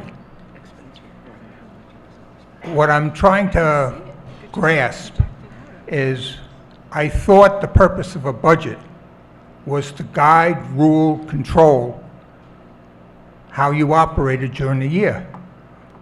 How come we're only hearing about this $1 million deficit now? Why didn't we hear about it in fiscal year 16? Why didn't we hear about it in fiscal year 17? Why are we only hearing about it because we read about it in the recorder? Why were we not notified as residents of the school district that, hey folks, look, we got a problem. Here it is, before we had to read about it in our local papers? I have been employed by the Department of Revenue since October 2015. In the spring of 2016, I sent the first letter from myself to the school committee and the chair of the chair of the school committee, addressed to the superintendent, informing them of this deficit. I again, the following year, sent another letter in 2016. The letter I just wrote in 2018, in May, we physically came here in April. Myself and Deb Wagner from my staff came here and had a 4-hour meeting with the school committee, members of the school committee, I shouldn't say the whole school committee, members of the school committee, to go through what we saw in fiscal 17 and looked at fiscal 18. Deb Wagner and I spent almost 3/4 of the day here, and we left with fiscal year 17 with our hands up that we had to call the outside auditors that your school district employs to go through and said, we cannot look at these numbers till you verify them because they're all over the place. I sent a letter to to Ruth Miller, copied numerous people, school committee. I also copied Mr. Wilson, Mr. Sullivan, Ms. Lynch, your state reps, and every chairperson of the Board of Selectmen of the 4 towns, and told them about this. This is a 5-page letter. So everybody but the taxpayers heard about it. I sent it to the Board of Selectmen. If the Board of Selectmen did not go through and publicly read this letter or address the letter, I apologize that you did not know and that you should bring that up with your Board of Selectmen. The DLS letter that she's speaking We're of. being told by the Northfield Select Board Chairman, they only received it 2 weeks ago. I dated it May 23rd, and it went out of our office, and I sent it by email that day. That DLS letter was presented at the special school committee meeting that was just had last week. I will say the one thing that definitely needs improved on within the district, and is something that I'm hoping that the new administration will work on, is the audit is not happening until April. We're talking 9 months after a fiscal year has closed. The prior administration and treasurer that was on board, the business manager and other administration were not comfortable closing the books because transactions had been doubled or reversed. And I myself actually came in, as well as a outside assistant that was hired to come in and help get those books ready to close. The goal will be going forward to close the books by August 30th and have a fall audit like every other municipality and school in the state, so that when we get a report in January, if we have a management letter that has material items or recommendations from the auditor, we have 6 months to fix those or work with the administration to do that. So part of this problem is that our audit is not being scheduled till April by the current auditing firm, and that the books are not being closed in a timely manner. So hopefully that will change in the coming year with the new administration, so that that can be eliminated as well. So and that we the had public can be annual advised. audits. Yes, there's an annual audit done every year, but as far as I can see back, the audit has been done in April by Melanson and Heath for the last 4 or 5 years since they've been brought on. Massachusetts general law requires regional school districts to have an audit every year. And the results of that audit, is that supposed to be shared with That the result of residents? The results of that audit is given to the school committee, who Yeah. goes through. Do they have any responsibility to notify the residents who are going to have to foot the bill as to are there any problems? Before it reaches $1 million or $2 million or whatever the heck the number is going to be. The results of the auditor are shared at a public meeting that's posted in all 4 towns. The FY17 audit has actually not been finalized by Melanson and Heath yet. It's still in the draft form and has not been given to the school district at this point in time. We've just been given preliminary numbers that Mary Jane spoke about, from what I understand. The fiscal year 17 audit is on hold right now because currently this legislation is a subsequent event that is a material event. So they would have to physically they would have to disclose that in their audit report. So they are pending that audit to finish the audit and the report pending the outcome. And when the school committee has meetings, you talked about notification, posting. Is it done anywhere other than on the internet? It's done in all 4 towns. How? There's a notice board in each town, and it's on that. That's where it should be. It is. That's where it is. And Okay. has been for as long as I can remember. Thank you. Can I just add along? I think our fiscal 16 audit was done in September of 16, and the only deficit at that point was our school lunch. Our school lunch deficit has been growing since 2011, and I believe that's when the state, thank you very much, put in new nutritional guidelines for what we can serve in our school lunch. So it's upped our costs and it's reduced our participation in school lunch. Apparently our kids don't want whole grain pasta. So I can give you the numbers for 11 through 17 and how it's grown. But it wasn't until we got the audit results after the end of April that we knew about this problem for fiscal 17. We have had a difficult time getting information from our administration. Numbers have changed from month to month. I've spent more time this last year trying to understand all this, I think, than the past 10 years, so, this is, I could get a copy for anybody. Okay, David? This isn't news. There was an editorial in the Recorder that said, several years ago, it said, Pioneer needs a comprehensive budget document. The auditors have told us that. The only thing that's computerized in our financial record keeping, well, if you want to talk about a fund being, the recording being done in an Excel spreadsheet as bookkeeping, you can go there, but we run some finance software for the general fund for only the expenditure side. The school lunch is its own fund. Special needs transportation, where we lost $67,000 twice or $87,000 twice, that's another silo, that's another fund. It's not even in the computerized books. We got the circuit breaker account. We got the choice and charter and the tuition revolving. We got all of these funds, like maybe your town has a dog fund, and we spend money out of those things, but the only thing computerized is the expense budget. And then when we make a mistake on revenue, not having our revenue side of the budget on the computer, it isn't even there to track. So we've got all of these different silos, and we need to get them all in one place, because they all add up to our losses. Okay, MJ?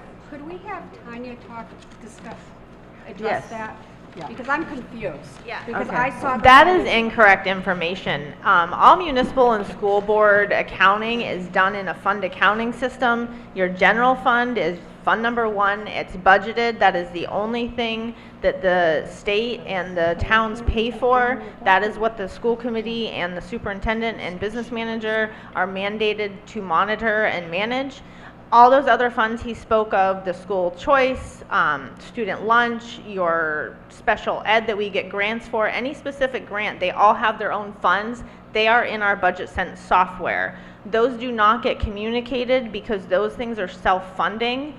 And if we don't get the grants in to cover the expenses that we're supposed to run through those grants, that's where you run into the circuit breaker deficit or the school lunch deficit. The school lunch deficit should have been addressed years ago. I'm not sure why it got let to be this far. Once the school lunch deficit is funded by the state over the 3 years, that will no longer be a deficit to the school district, but the problem is the school district has laid out the cash for those expenses that were not there from school lunch income, and that is why it is part of the $1 million deficit that we are currently carrying on our books, because even though it's its own fund, it still is the district's responsibility. The same thing happens in any of your towns, if there's any town administrators or accountants here. If you have a police grant that doesn't get reimbursed by September 30th when the year closes and it has a $2,000 deficit, that hits the town's free cash, but once those funds come in, that deficit goes away in the following year. So the circuit breaker deficit that Mary Jane spoke to of $140,000, if you were paying attention, she also noted that we received $63,000 in additional circuit breaker, so that particular deficit actually decreased in FY18. So that student lunch deficit will go away, but currently it is part of our deficit.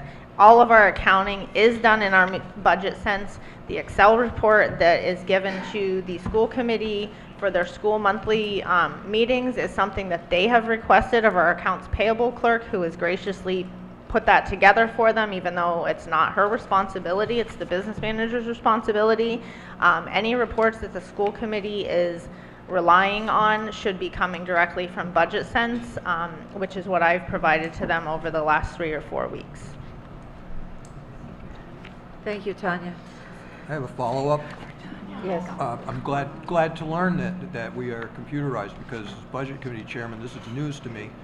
It's all I've ever seen is the general fund and losses in these other funds.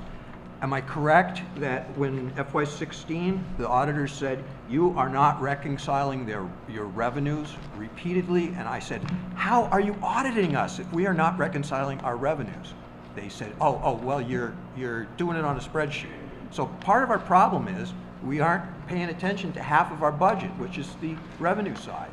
And when we make mistakes on it and we don't look at it, that's a good part of our losses. Are we using our budget sense to reconcile our revenues? Everything comes in through budget sense. Up until now, the only thing that's been presented to you guys until I gave you a revenue and expenditures report at the last school committee was the expense report. No disrespect, but as a school committee, you should have been requesting a revenue and expense report, and that should be done at every school committee meeting. You guys should have something similar to what a town has. They have a warrant schedule that shows you at what point you are in the year, what percentage of revenues you should have had in, and what percentage of expenditures you should be at. And if your percentages aren't lining up, that's when the questions should be being asked as to where you are in your budget for that current year. So you should be reviewing your revenues and your expenditures at every school committee meeting to see where you are at that given point in the year.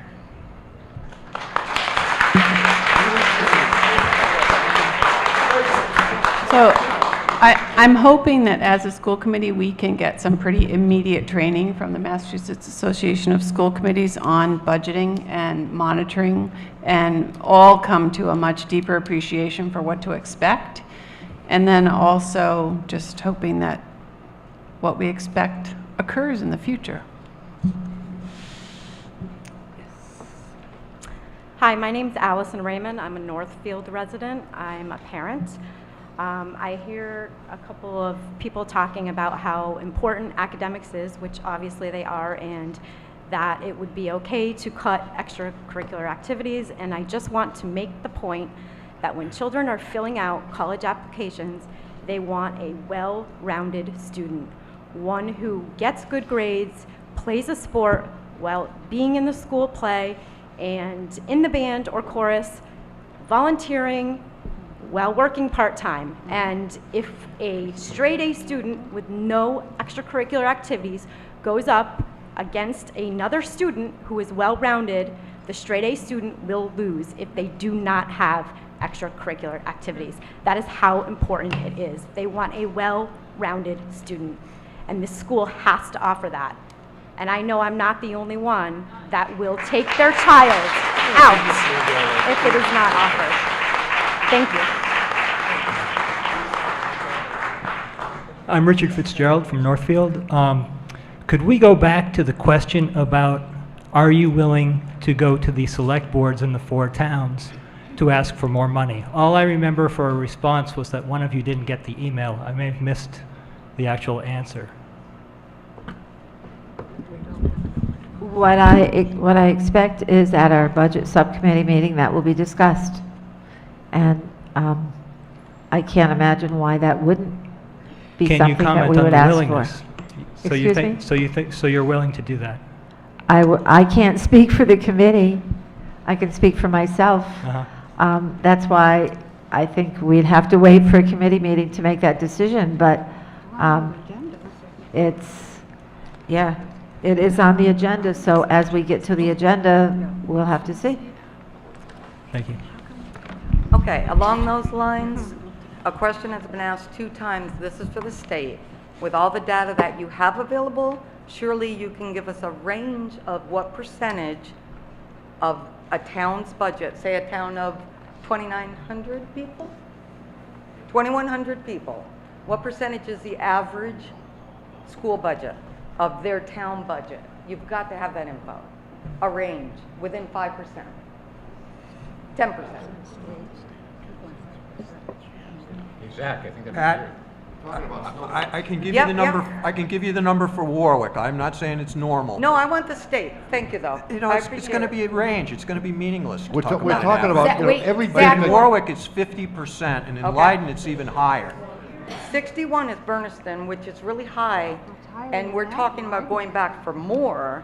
So I'm just trying to get a feel for sustainability. This is what we're going to face when we go back for more.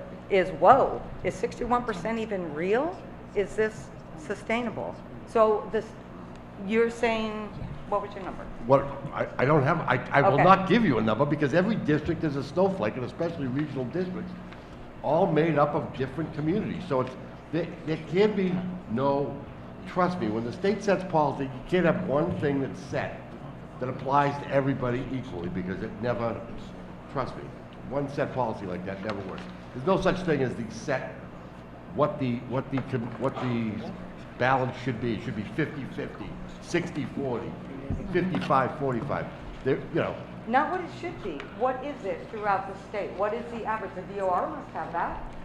The Department of Revenue certainly has that. It's on the website, and I don't think any of us are going to start spouting numbers without looking at it, but if you go to the Municipal Data Bank on the DOR website, you can see that data for every community in the state. The percentage of the school budget to the town budget. Okay, I'll do that. Thank you.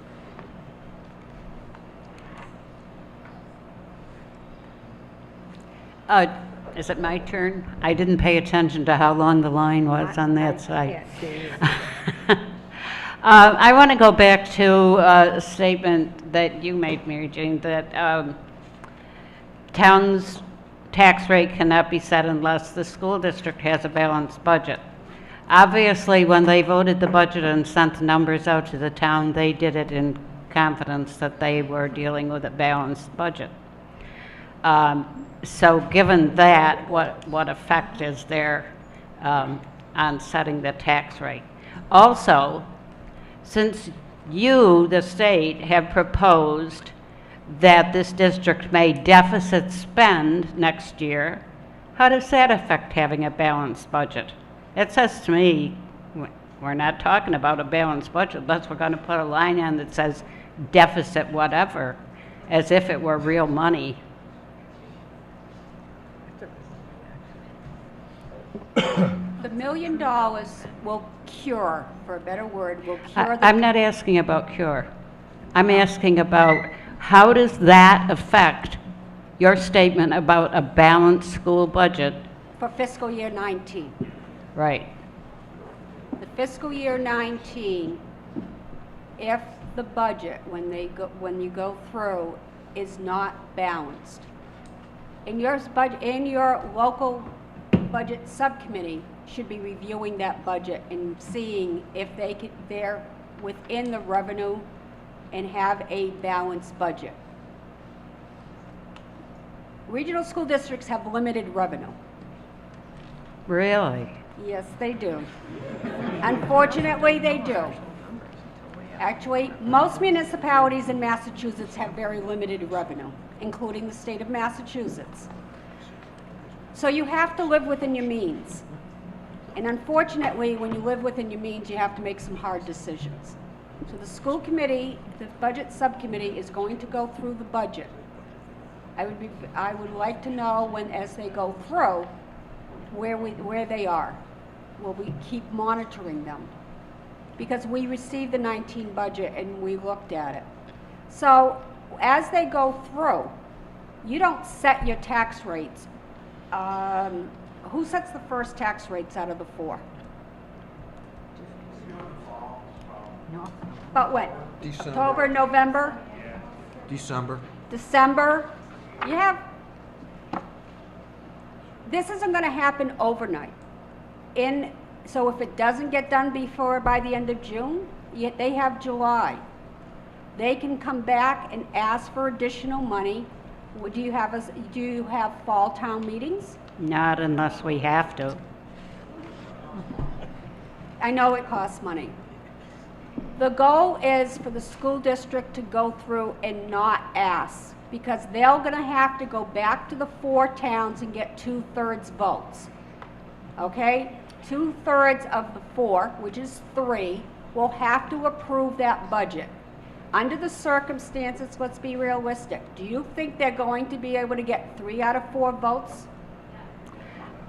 for the schools? As far as the town of Bernardston is concerned, if they ask Bernardston for more than $4,800, we will have to have a 2.5 override. I've never, since I lived in Bernardston, seen a 2.5 override pass. So that's what we're up against. So what's going to happen is they have to go through and sharpen their budget, their pencil. In the meantime, you have this legislation. If the fiscal year 19 budget is not balanced and they can't balance it, then they go through and speak to the commissioner of DESE, Jeff Wilson's boss, to go through and see if they will allow additional deficit financing. If it's in the legislation that says that they can borrow additionally with my approval, then that's my approval, and I will have to see what the budget looks like. And that would balance it, the borrowing, the Yes, the deficit? deficit, because now you have money in place that will go through and balance that budget. But again, you're balancing a budget with a loan. And the only thing I can tell you is like my children, going up to them as they became adults and told them, do not use credit cards to buy groceries. Right. Because at some point, the credit card's going to be maxed. Well, I certainly, as an individual, do not want to see any deficit spending. Somehow they need to balance this budget that they've got. The only problem is when you're trying to balance a budget now, it's late. This is June. They're 4 or 5 or 6 years late. 4 or 5 or 6 years late. Yes. Hi, my name's Jody Frazier, and I am a Bernardston taxpayer, and I have 2 students at Pioneer. I am also an elementary school teacher in a different district, so while I do understand the importance of a primary education as the foundation to education, I also know, as having 2 high school students, how important it is to have extracurriculars and sports teams available at the high school. And I can tell you this right now, you cut extracurriculars and sports teams at the high school, you are killing this school district. You will have a mass exodus on your hand.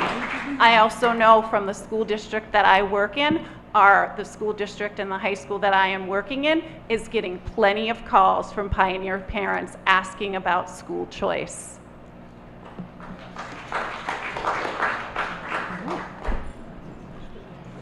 Bill Glayback from Leiden. I figured I better get up and talk before it's over. We're kind of the punching bag tonight, right? And some of the things that she mentioned and some of the things that Jane mentioned, I mean, this has been coming for a long time.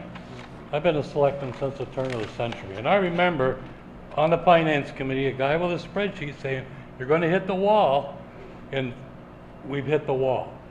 But it didn't happen overnight. And that's the thing in what Betsy was mentioning. You know, there's stuff going on in the state. We regionalized elementary schools because regional transportation, we were going to get reimbursed. It was going to be a little plum for everybody. It's going to be a good reason to, well, it never happened. Why don't we just collect the money that has never been paid that was promised? That would take care of our $1 million. And then you look at school choice, all that's done is pit Greenfield against Turner's, against Pioneer, against Mohawk. We're competing for the same kids. I even know of kids who have transferred from one school to another because they thought they could play more, get more time on the basketball floor at this school rather than another one. I mean, it's crazy.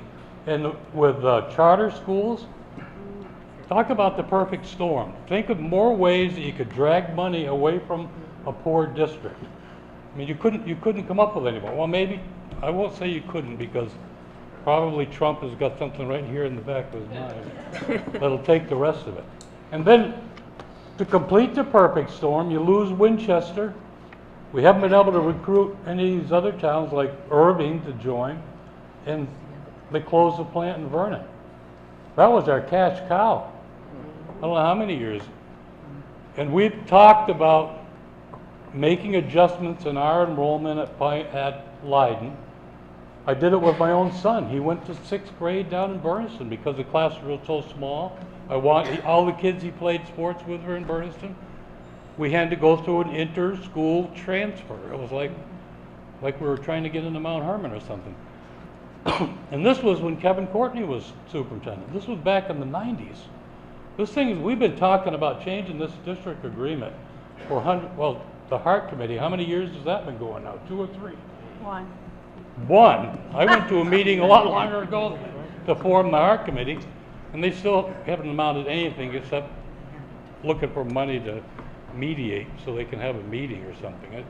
And it's been the same story over and over. And Bob, you know, Leiden has been, if not the most supportive town of the district budget, close to it, to the frustration of a lot of other boards of selectmen, right? I mean, at our town meeting, you could request almost anything. These people are so education-minded, so supportive of the school. But the last meeting we had here, with the coverage in the recorder, the people in town thought the school was being closed. Well, they came jumping out of their skins, a lot of them, especially the ones with kids in school. And we had meetings, and puts me in an awkward position now to say that I'm going to go to on town meeting floor and advocate closing our school in September, when I told these people 3 months ago that, it's coming down the road, unless there's an improvement, there's no point in going out and attracting choice kids at $5,000 a kid when it's costing us 20-something thousand to educate them. How does that math work?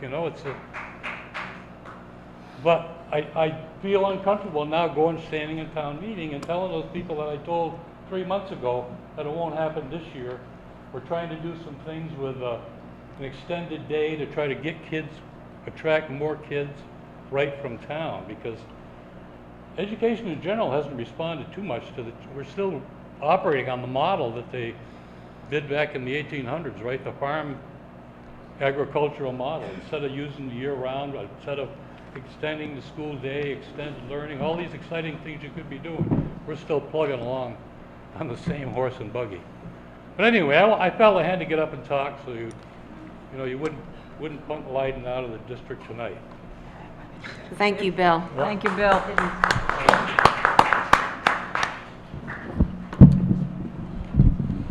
I'm not going to ask. She's up here. Oh, he's been waiting. He was waiting. Okay. Hi there. My name's Alexander Meisner. I was recently elected to the Board of Selectmen for Northfield, Massachusetts, and I think it's about time that I made a comment about this. So here I go. Just after I got elected, I got a hold of Miss Bacon at the school to get a tour of the school, because I wanted to understand what the parents were feeling. I wanted to understand how the teachers were feeling. I wanted to mostly understand how the students were feeling. So I'm pretty young myself. I relate to the students. In my tour of the school, I met a lot of passionate students. I met I saw the band program, I saw the chorus, I saw the arts, and it really amazed me how much talent and passion that I saw from these students. It was absolutely amazing. I'm a theater kid myself. I'm a band kid myself. I wouldn't be the person I am today. I wouldn't even be a selectman today if it wasn't for what the arts did for me in school. It was an amazing experience. And in meeting with a lot of the teachers that day, they are the heart of that school. And the arts program, that's the morale of the school. You take that away, you have nothing. And I know we've already said that tonight, but the thing is, you can't do that to the school. You just can't. I want that permanently removed from the option when it comes to the rough decisions we're making. No cuts to the teachers and no cuts to the arts programs at the school. That's all I got to say.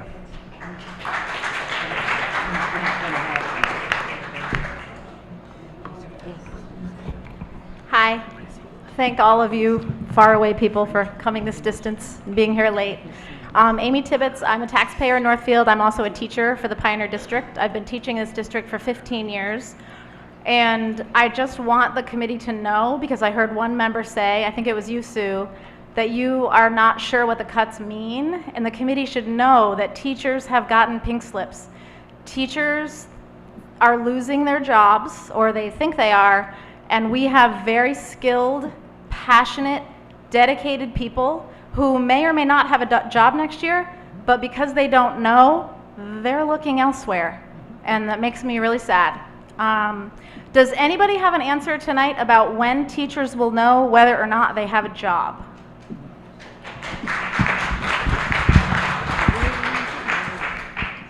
We don't even know who got pink slips. Is that something you want to know? It's something we've asked. Is it like legally you can know that? We need to know the whole We'd like to know the whole picture. We cannot get it. all 5 schools. That scares me that you don't know. It scares us too. We ask the exactly what that questions, means. and we don't get the answers. We don't need names, we need positions. We need positions, we don't need names. We'd like to know what's going Right, on. right. Our superintendent is absent without whatever. What can people do to get that information to you? I don't know. Well, if anybody has that information, send it to us. Call us. So are you saying, Email it. Does Gail? Does Gail have that information? I will talk to our attorney and see if we can get that information. okay, thanks. All right? We just haven't been able to get it as of today. Try not to respond to that. I'm Sarah Wells. I'm a parent at the Warwick Community School, and I don't have the most confidence in the decision-making process and ability of the committee, though I do believe that your intentions in joining the committee were probably pure and that you want the best for the school. But the reality is, for every single proposed cut that was on the list that the administrative team was put in the terrible position of having to make, with enough time to mobilize, we could spend so many meetings with every single group coming and making the case, and every single one would be legitimate, passionate, and valid. No one wants these cuts to happen. And now we're turning it into an elementary school versus the high school. Does anyone feel good about that? I don't feel good about that. Of course you don't. So how are you going to bust through this and make the decisions that need to happen? Do you feel comfortable? I mean, do you feel like you are able to do that? What is going to happen that makes this anything change from where we are right now? David, as chair of the budget subcommittee, can you answer that? David, can you answer that as chair of the I wasn't budget listening. I've really had enough. I'll go again. Please excuse me.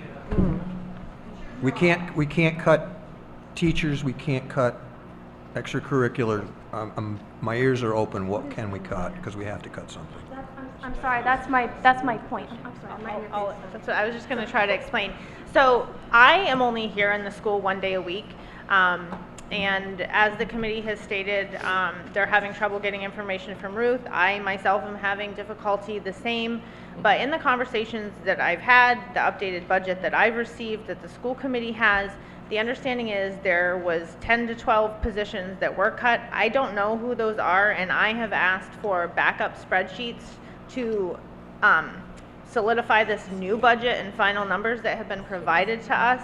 I believe from the short conversations that I had with Superintendent Miller that the idea is not to actually cut the programs, but to try to consolidate the staff that we currently have so that the music and the arts and all these things can still exist in the schools. But you might have a teacher for music that is providing those services for the high school and elementary school students so that we're saving money, but we're also still providing those services. That is all I know. I don't know that's 100% true, but I'm hoping to work with and get information from the principals over the next couple weeks to find out who we still have currently employed and make sure that their salaries are incorporated in the budget we have in front of us right now. Sharon? So essentially, the cuts that were proposed have already been made and are in this final budget that we have, that they shifted numbers around. I actually wasn't part of that process. What I'm proposing is done right now and the number didn't change. They cut teachers to put money in the health and life insurance budget, in the substitute budget, make sure the salary budget lines and the maintenance budget lines are where they need to be.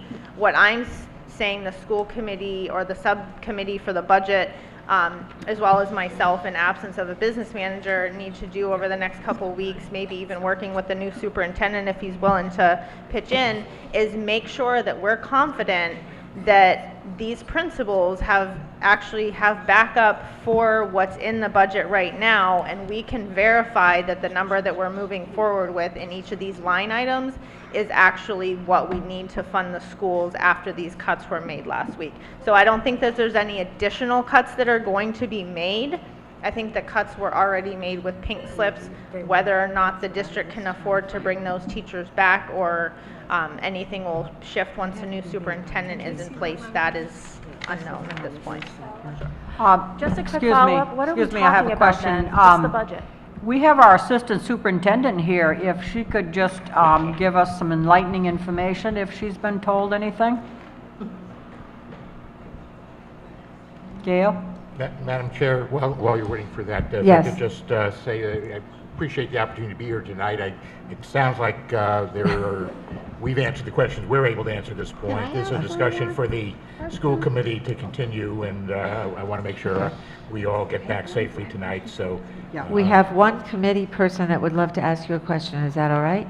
Okay. So when I found out about the trouble we were in for fiscal 17, I went to the DOR, Division of Local Services site, where I watched the budget to come build and to see, so I figured I could look and see what were our actual figures for 17. You can't get that. The only thing that carries forward are the estimates, but so I asked, and they said, oh, you have to be able to sign in order to see the actual figures. So if that's not true, I'd like to know where I can go into the DOR. Are you talking about the revenues for state aid? Right. I want to It's on see. it's on the cherry sheets that are published on the website. Okay, we can Well, I don't find know that. how to access it. Then I put in the Mass DOR cherry sheets, and it gives you estimates going way back. It's under mass.gov/DLS. It's on the Division of Local Services website, mass.gov/DLS. Also, Chair, if I could adjust the chair, Division of Local Services is willing to go through and have somebody here weekly to help you with your budget. Yay. Wow. Thank you so much. Is there a time of day, MJ, that you had rather attend a meeting? May we Well, get you back, bet- may we get back to you? You so that certainly we can- may. We'll have somebody from our office go through. If you get in touch with me, you have my email, we can go through and we can make arrangements. Thank you so much. Okay. Well, unfortunately, it won't start this coming week, but it could start the week after. All right. Okay? I cannot thank all you people that came up from the east and from the state agencies enough for helping us out tonight. I hope that everyone has gotten the information they'd like, and I am so appreciative. Thank you so, so much.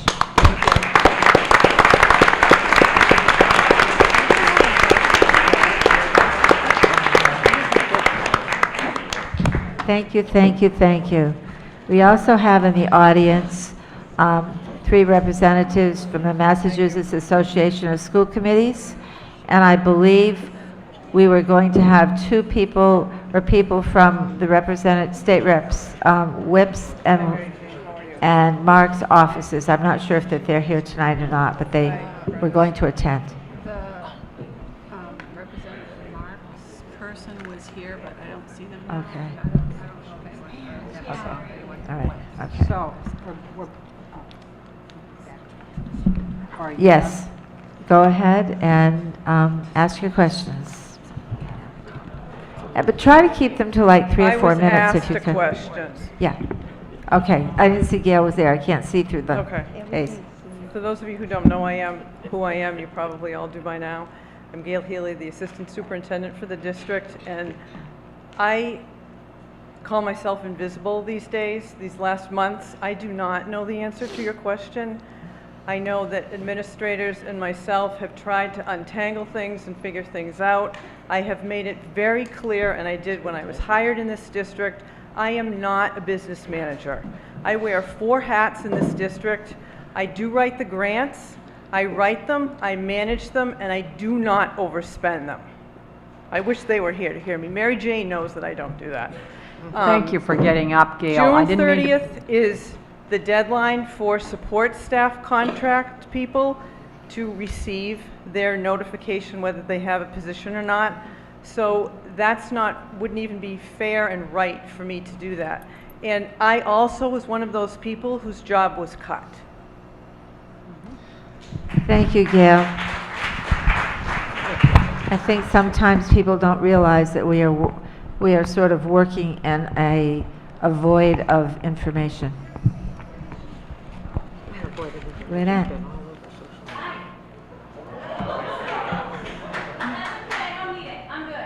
No. Hi, I'm Lynette Snedeker.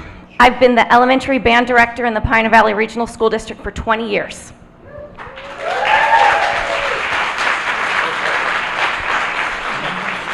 And I got a letter. And the letter, I guess it's not really a RIF letter, it's a reassignment letter. Nice. So I've been reassigned, which I guess is good, because they want to eliminate the elementary band position. Now let me talk about that for just a minute. In a school district where we have more cows than kids, our band students stack up quite nicely against any other school system in all of Western Massachusetts. Now, if you start hacking at the foundation on which that program is built, it is going to fall. Now, I think I can be a little flexible. I think I can put all my work into a few less days. I was really thinking maybe we were going to close the school. That would make it a lot easier. We didn't. I still think I can pull off this job quite well, but there's no way I can be the entire elementary vocal teacher and the entire elementary band teacher. Something's going to give. So that's where we're at. We're going to have to make some hard decisions, folks. Do you love your band program? I do. Do you want it to continue? Then don't kill its foundation.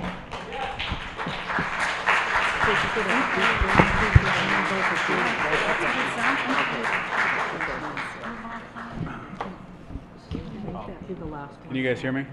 We can. Adam Holloway, Warwick. I'll try to keep this quick. I just want to say real quickly to everybody in the room, I know that what they're trying to do really sucks in cutting some teachers and stuff. I think what we as collectively parents need to think about is we're relying way too heavily on these guys for all our programs. So after all is said and done and cut, we need to collectively start thinking, how can we not deal with them and we can educate our kids, band, chorus, support our sports, do stuff together that doesn't involve their money, so that way we can make sure our children have everything to make them well-rounded people.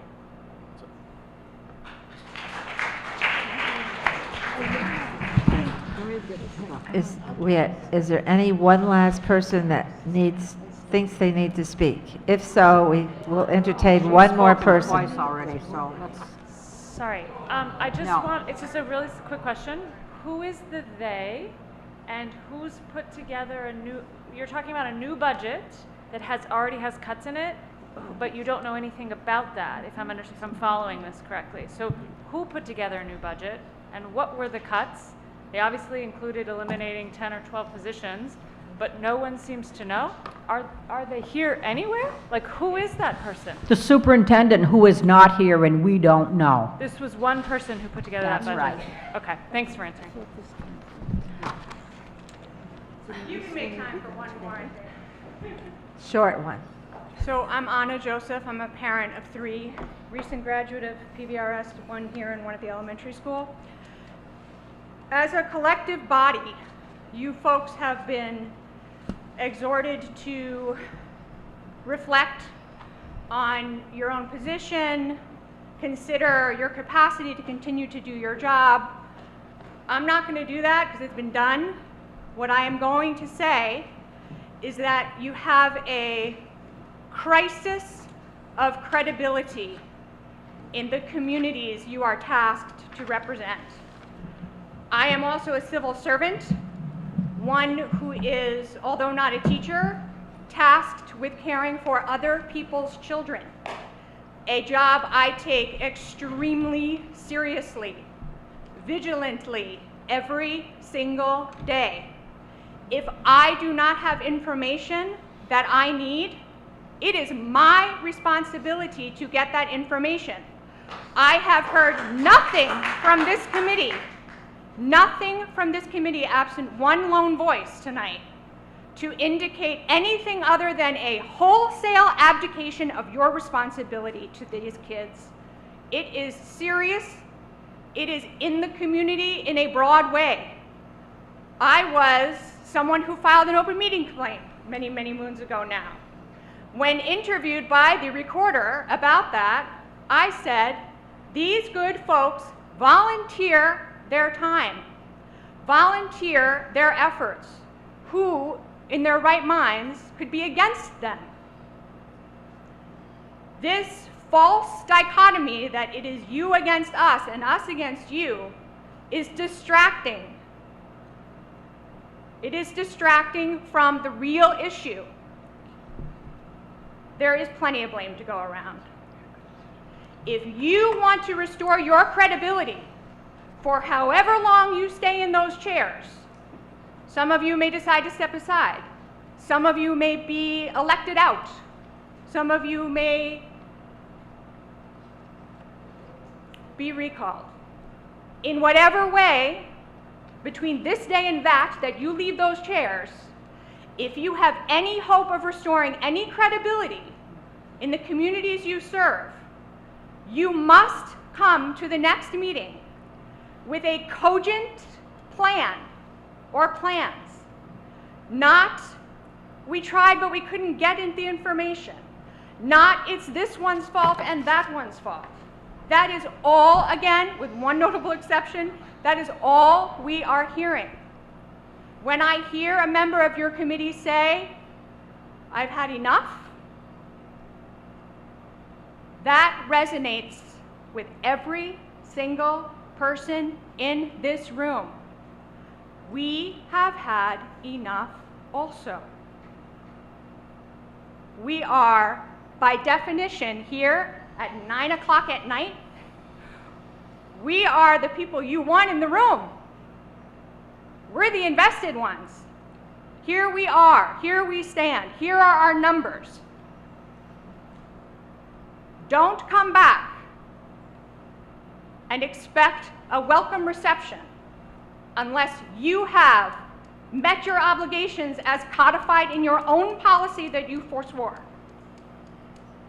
Learn what the budget is, how it is balanced.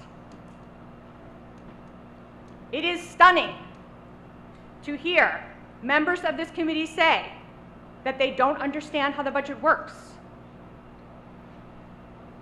By unanimous vote, this committee said, we want those financial oversight people to come in. I think that's the right decision. It's painful. The words being said in the back of this room, embarrassing. Worried, panicked parents wondering where their children are going to go.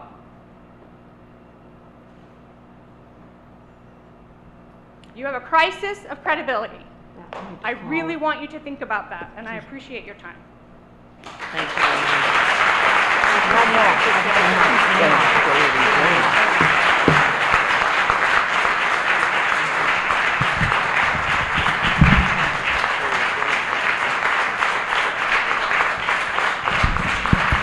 I would like to go on to the next agenda item, which is a discussion and vote regarding cuts to the 19 budget.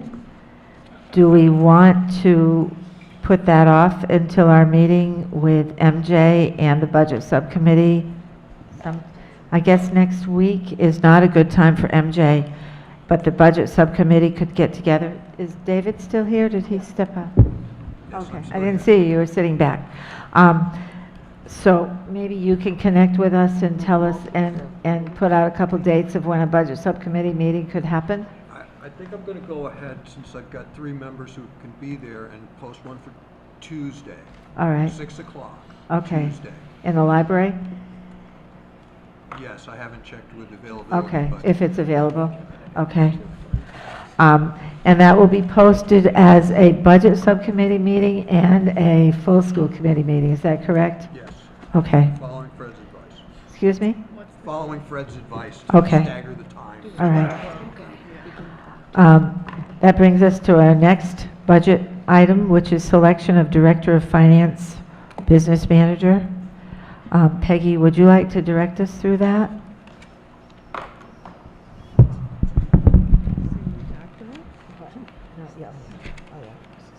She doesn't know it yet.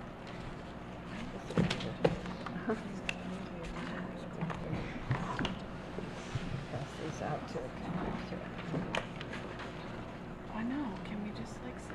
Well, we're hoping that Tanya Gaylord will give up her treasurer's position and become our business manager for yet to be determined, maybe 30 hours. So Need a motion? I'll make that as a motion. I'll second it. I'm passing around resumes to the committee. I think you have two, but just in case. Yeah, they are. They're the same resumes we saw earlier. So that would change her position from treasurer to business manager. And that would be pending hours to become certified. Excuse me? 30 hours? I think it's, yes, 30 hours. We'll have to negotiate. We'll have to do some negotiation, but before she escapes us, she's done such a stellar job at helping us out. I think it pays to hire within.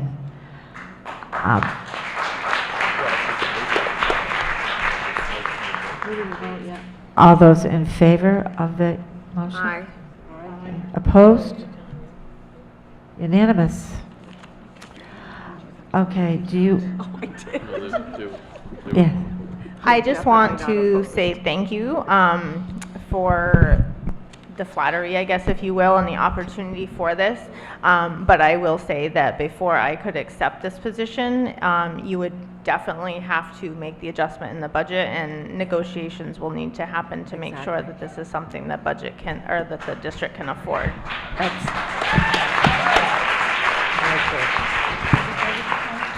That's definitely the next step. Great. I'll be talking to you. Are you in the office? No, you're not in tomorrow. I'll give you a call.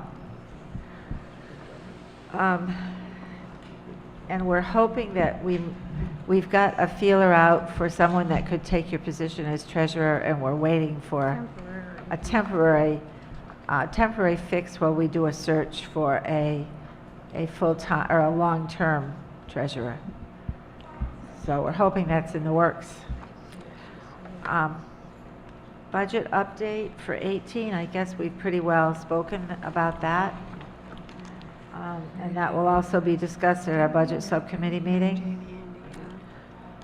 All right. Meeting Tuesday after their meeting, regular school? Yeah. So next So we have a motion here to make a formal request for an override vote for more money. Is that something that the committee would like to do now or at the Tuesday meeting? Say now. I'm not If anyone wants to do that, they need to make a motion. I so move. A What are we second. talking about? Number 7 on our agenda. Okay. We're voting on the formal request for override. Right. Okay. Do we need an amount, David? Yeah, you don't have a figure. You can't do that. What? So we can't,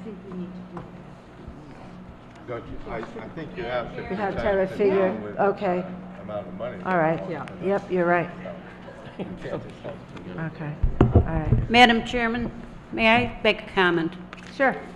You can request more money from the towns, but you do not request the 2.5 override.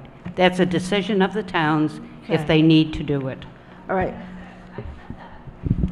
And that is correct. all right. So is it better for us to wait and move on this motion? Request more money. Okay. We don't see that happening soon, so let's do it now. Well, how can we ask them for more money when we don't? Okay, then, She had then would suggested you, 300,000, we certainly can't go for $1 million. Deb Croce, the one that asked to have this on here. so the motion has been made and seconded. Does anyone, do you want to withdraw that motion? A supplemental budget, is that what we would call it? We are not prepared to be making this. I don't think that I think we need to vote on this later. I pass over. Okay, I have a, Could I speak? You can. There's, even if we make this request, the selectmen can say no. The answer to that is that a petition of 10% of the voters in a town can petition for a special town meeting. This meeting's gone late. At some point, I would like to go down there and talk to you as a town coordinator on this, but the gist of it is that anything we add in now is essentially baked in. Okay. And I spoke with my with Terry Williams, who's the schools and Warwick's and probably Northfield and Bernardston's DOR representative, because I wanted him to vet my work as town coordinator on how much the town of Warwick's excess capacity is. I felt we were in good shape with $179,000 on a $2 million annual budget, but he cautioned me against hitting $25 a thousand. The effect of possible reval with even lower numbers. So we're looking at a levy ceiling problem in Warwick and a sustainability problem. We didn't go with fiber in Warwick because of the danger that a couple more dollars on the tax rate could finish us off. So from the town's perspective, this is a big lift. It's a big lift. I don't think we should pin a lot of hope on it, but I would like to say that one way we can bring more revenue to the district would be to seek some charitable contributions. So those of us who are able to and are not in our home budgets already stressed out could elect. I mean, frankly, I'd rather write a check for $500 than do what I've done for the last year. So I'll make that pledge, and I don't know if we go through the foundation or what, but I do think there are folks in this community who support education and are willing to assist us. So let's find a way to get that going. Can I say So as something? far as my motion goes, I'm willing to withdraw it and wait until Okay. after Tuesday's Because meeting. our It could be Can I just meaningful. say legal something? counsel has said that we cannot vote unless we have a figure, so. Can I just Sure. say one thing about this? I actually spent a lot of time talking to the finance chairwoman in the town of Northfield. I just spoke to the finance person in Leiden. This is an opportunity for the town, citizens of these towns, to be able to make a decision about whether or not they want to do this. I'm not making promises. What I'm asking you to do is to make a request. I put out $300,000 because it seemed doable, it seemed to make sense, along with that $700,000 cut of those 2 schools. That was a number I landed on. It could be $500,000. And I know there are precedents. I know in the town of Northfield there has been a 2.5 override.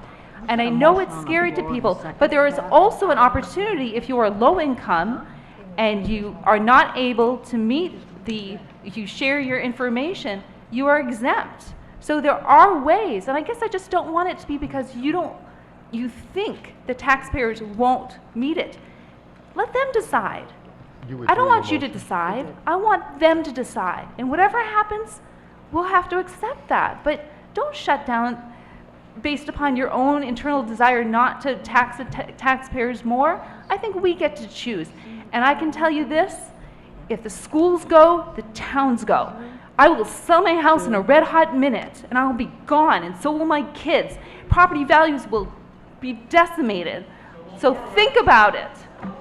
I agree, but my point is, let the citizens decide. Don't decide for us. Okay, so we've done that agenda item. So Madam Chairman, I withdrew my motion. Okay, so I then have to withdraw my second. All right. I'd make a motion that we ask the towns to appropriate additional $300,000. I'll second that.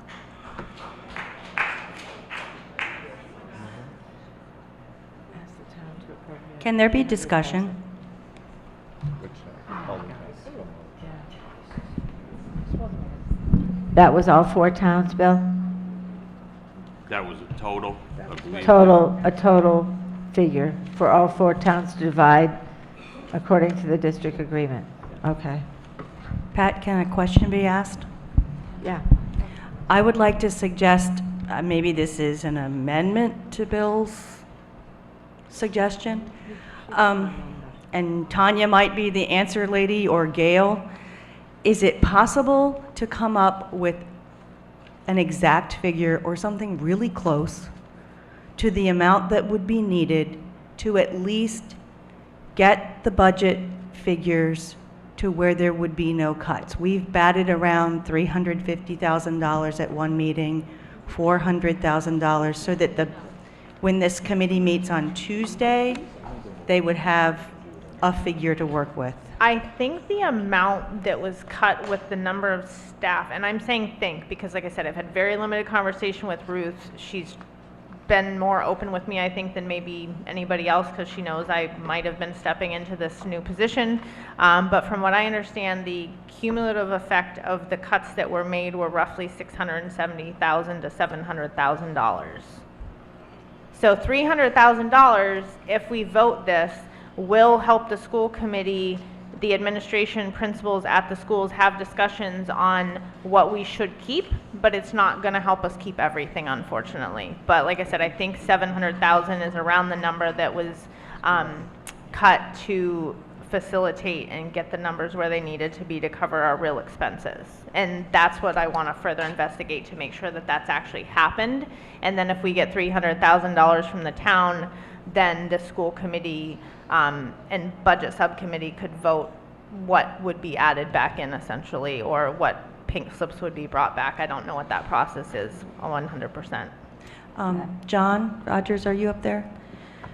When the final figure for the budget that has now been approved by all 4 towns was discussed at a school committee meeting in March, you made the comment that if we pass this budget, it will be, and I thought I heard you say $350,000. Do I know what I'm talking about, or is it? I mean, and that was long before other information came in totaling the 600 and some thousand that Tanya's talking about. No, I think it was about 650,000 because it was a combination of revenue and expenses. We were overestimating our transportation reimbursement by 300,000. And we added a line item for special needs transportation for 350,000. So those two combined add up to about 650,000.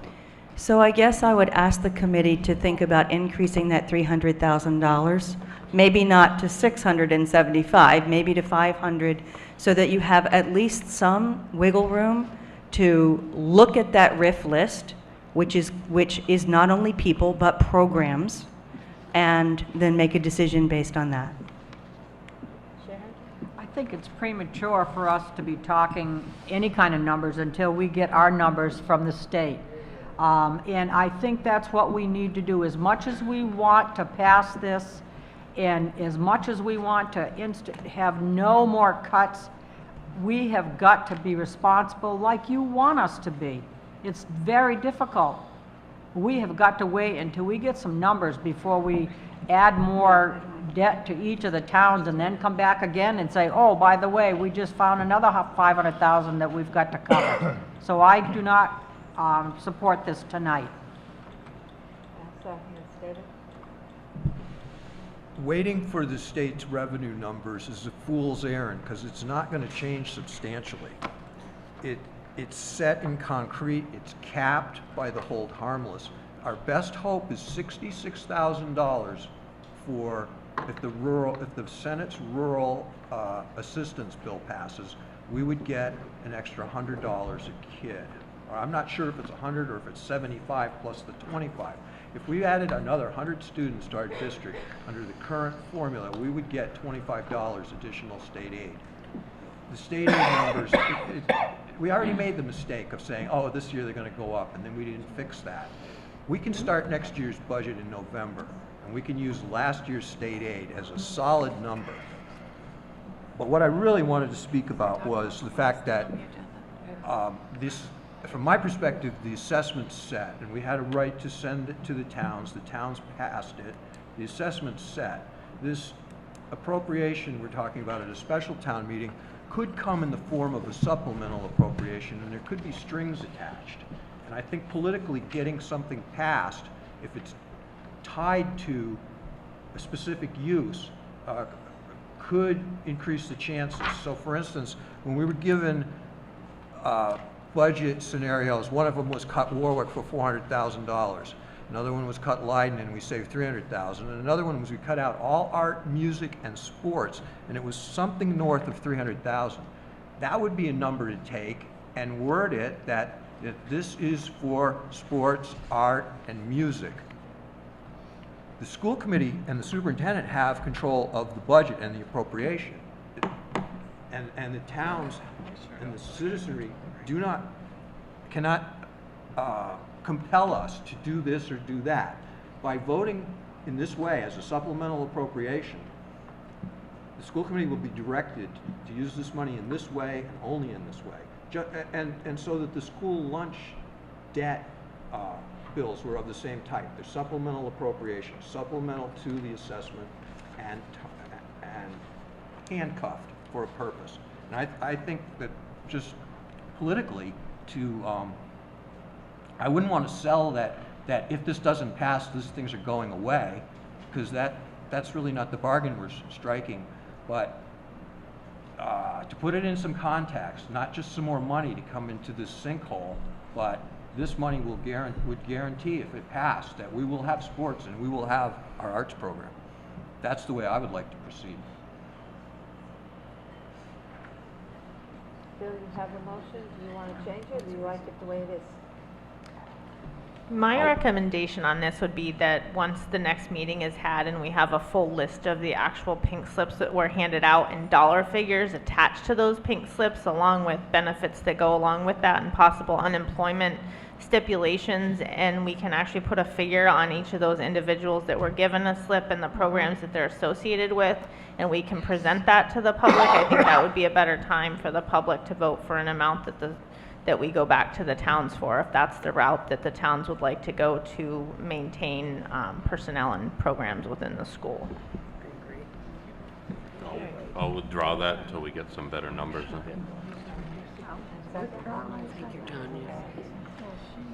So if there's nothing else to come before the committee this evening, Sue, did you have something? No. Okay.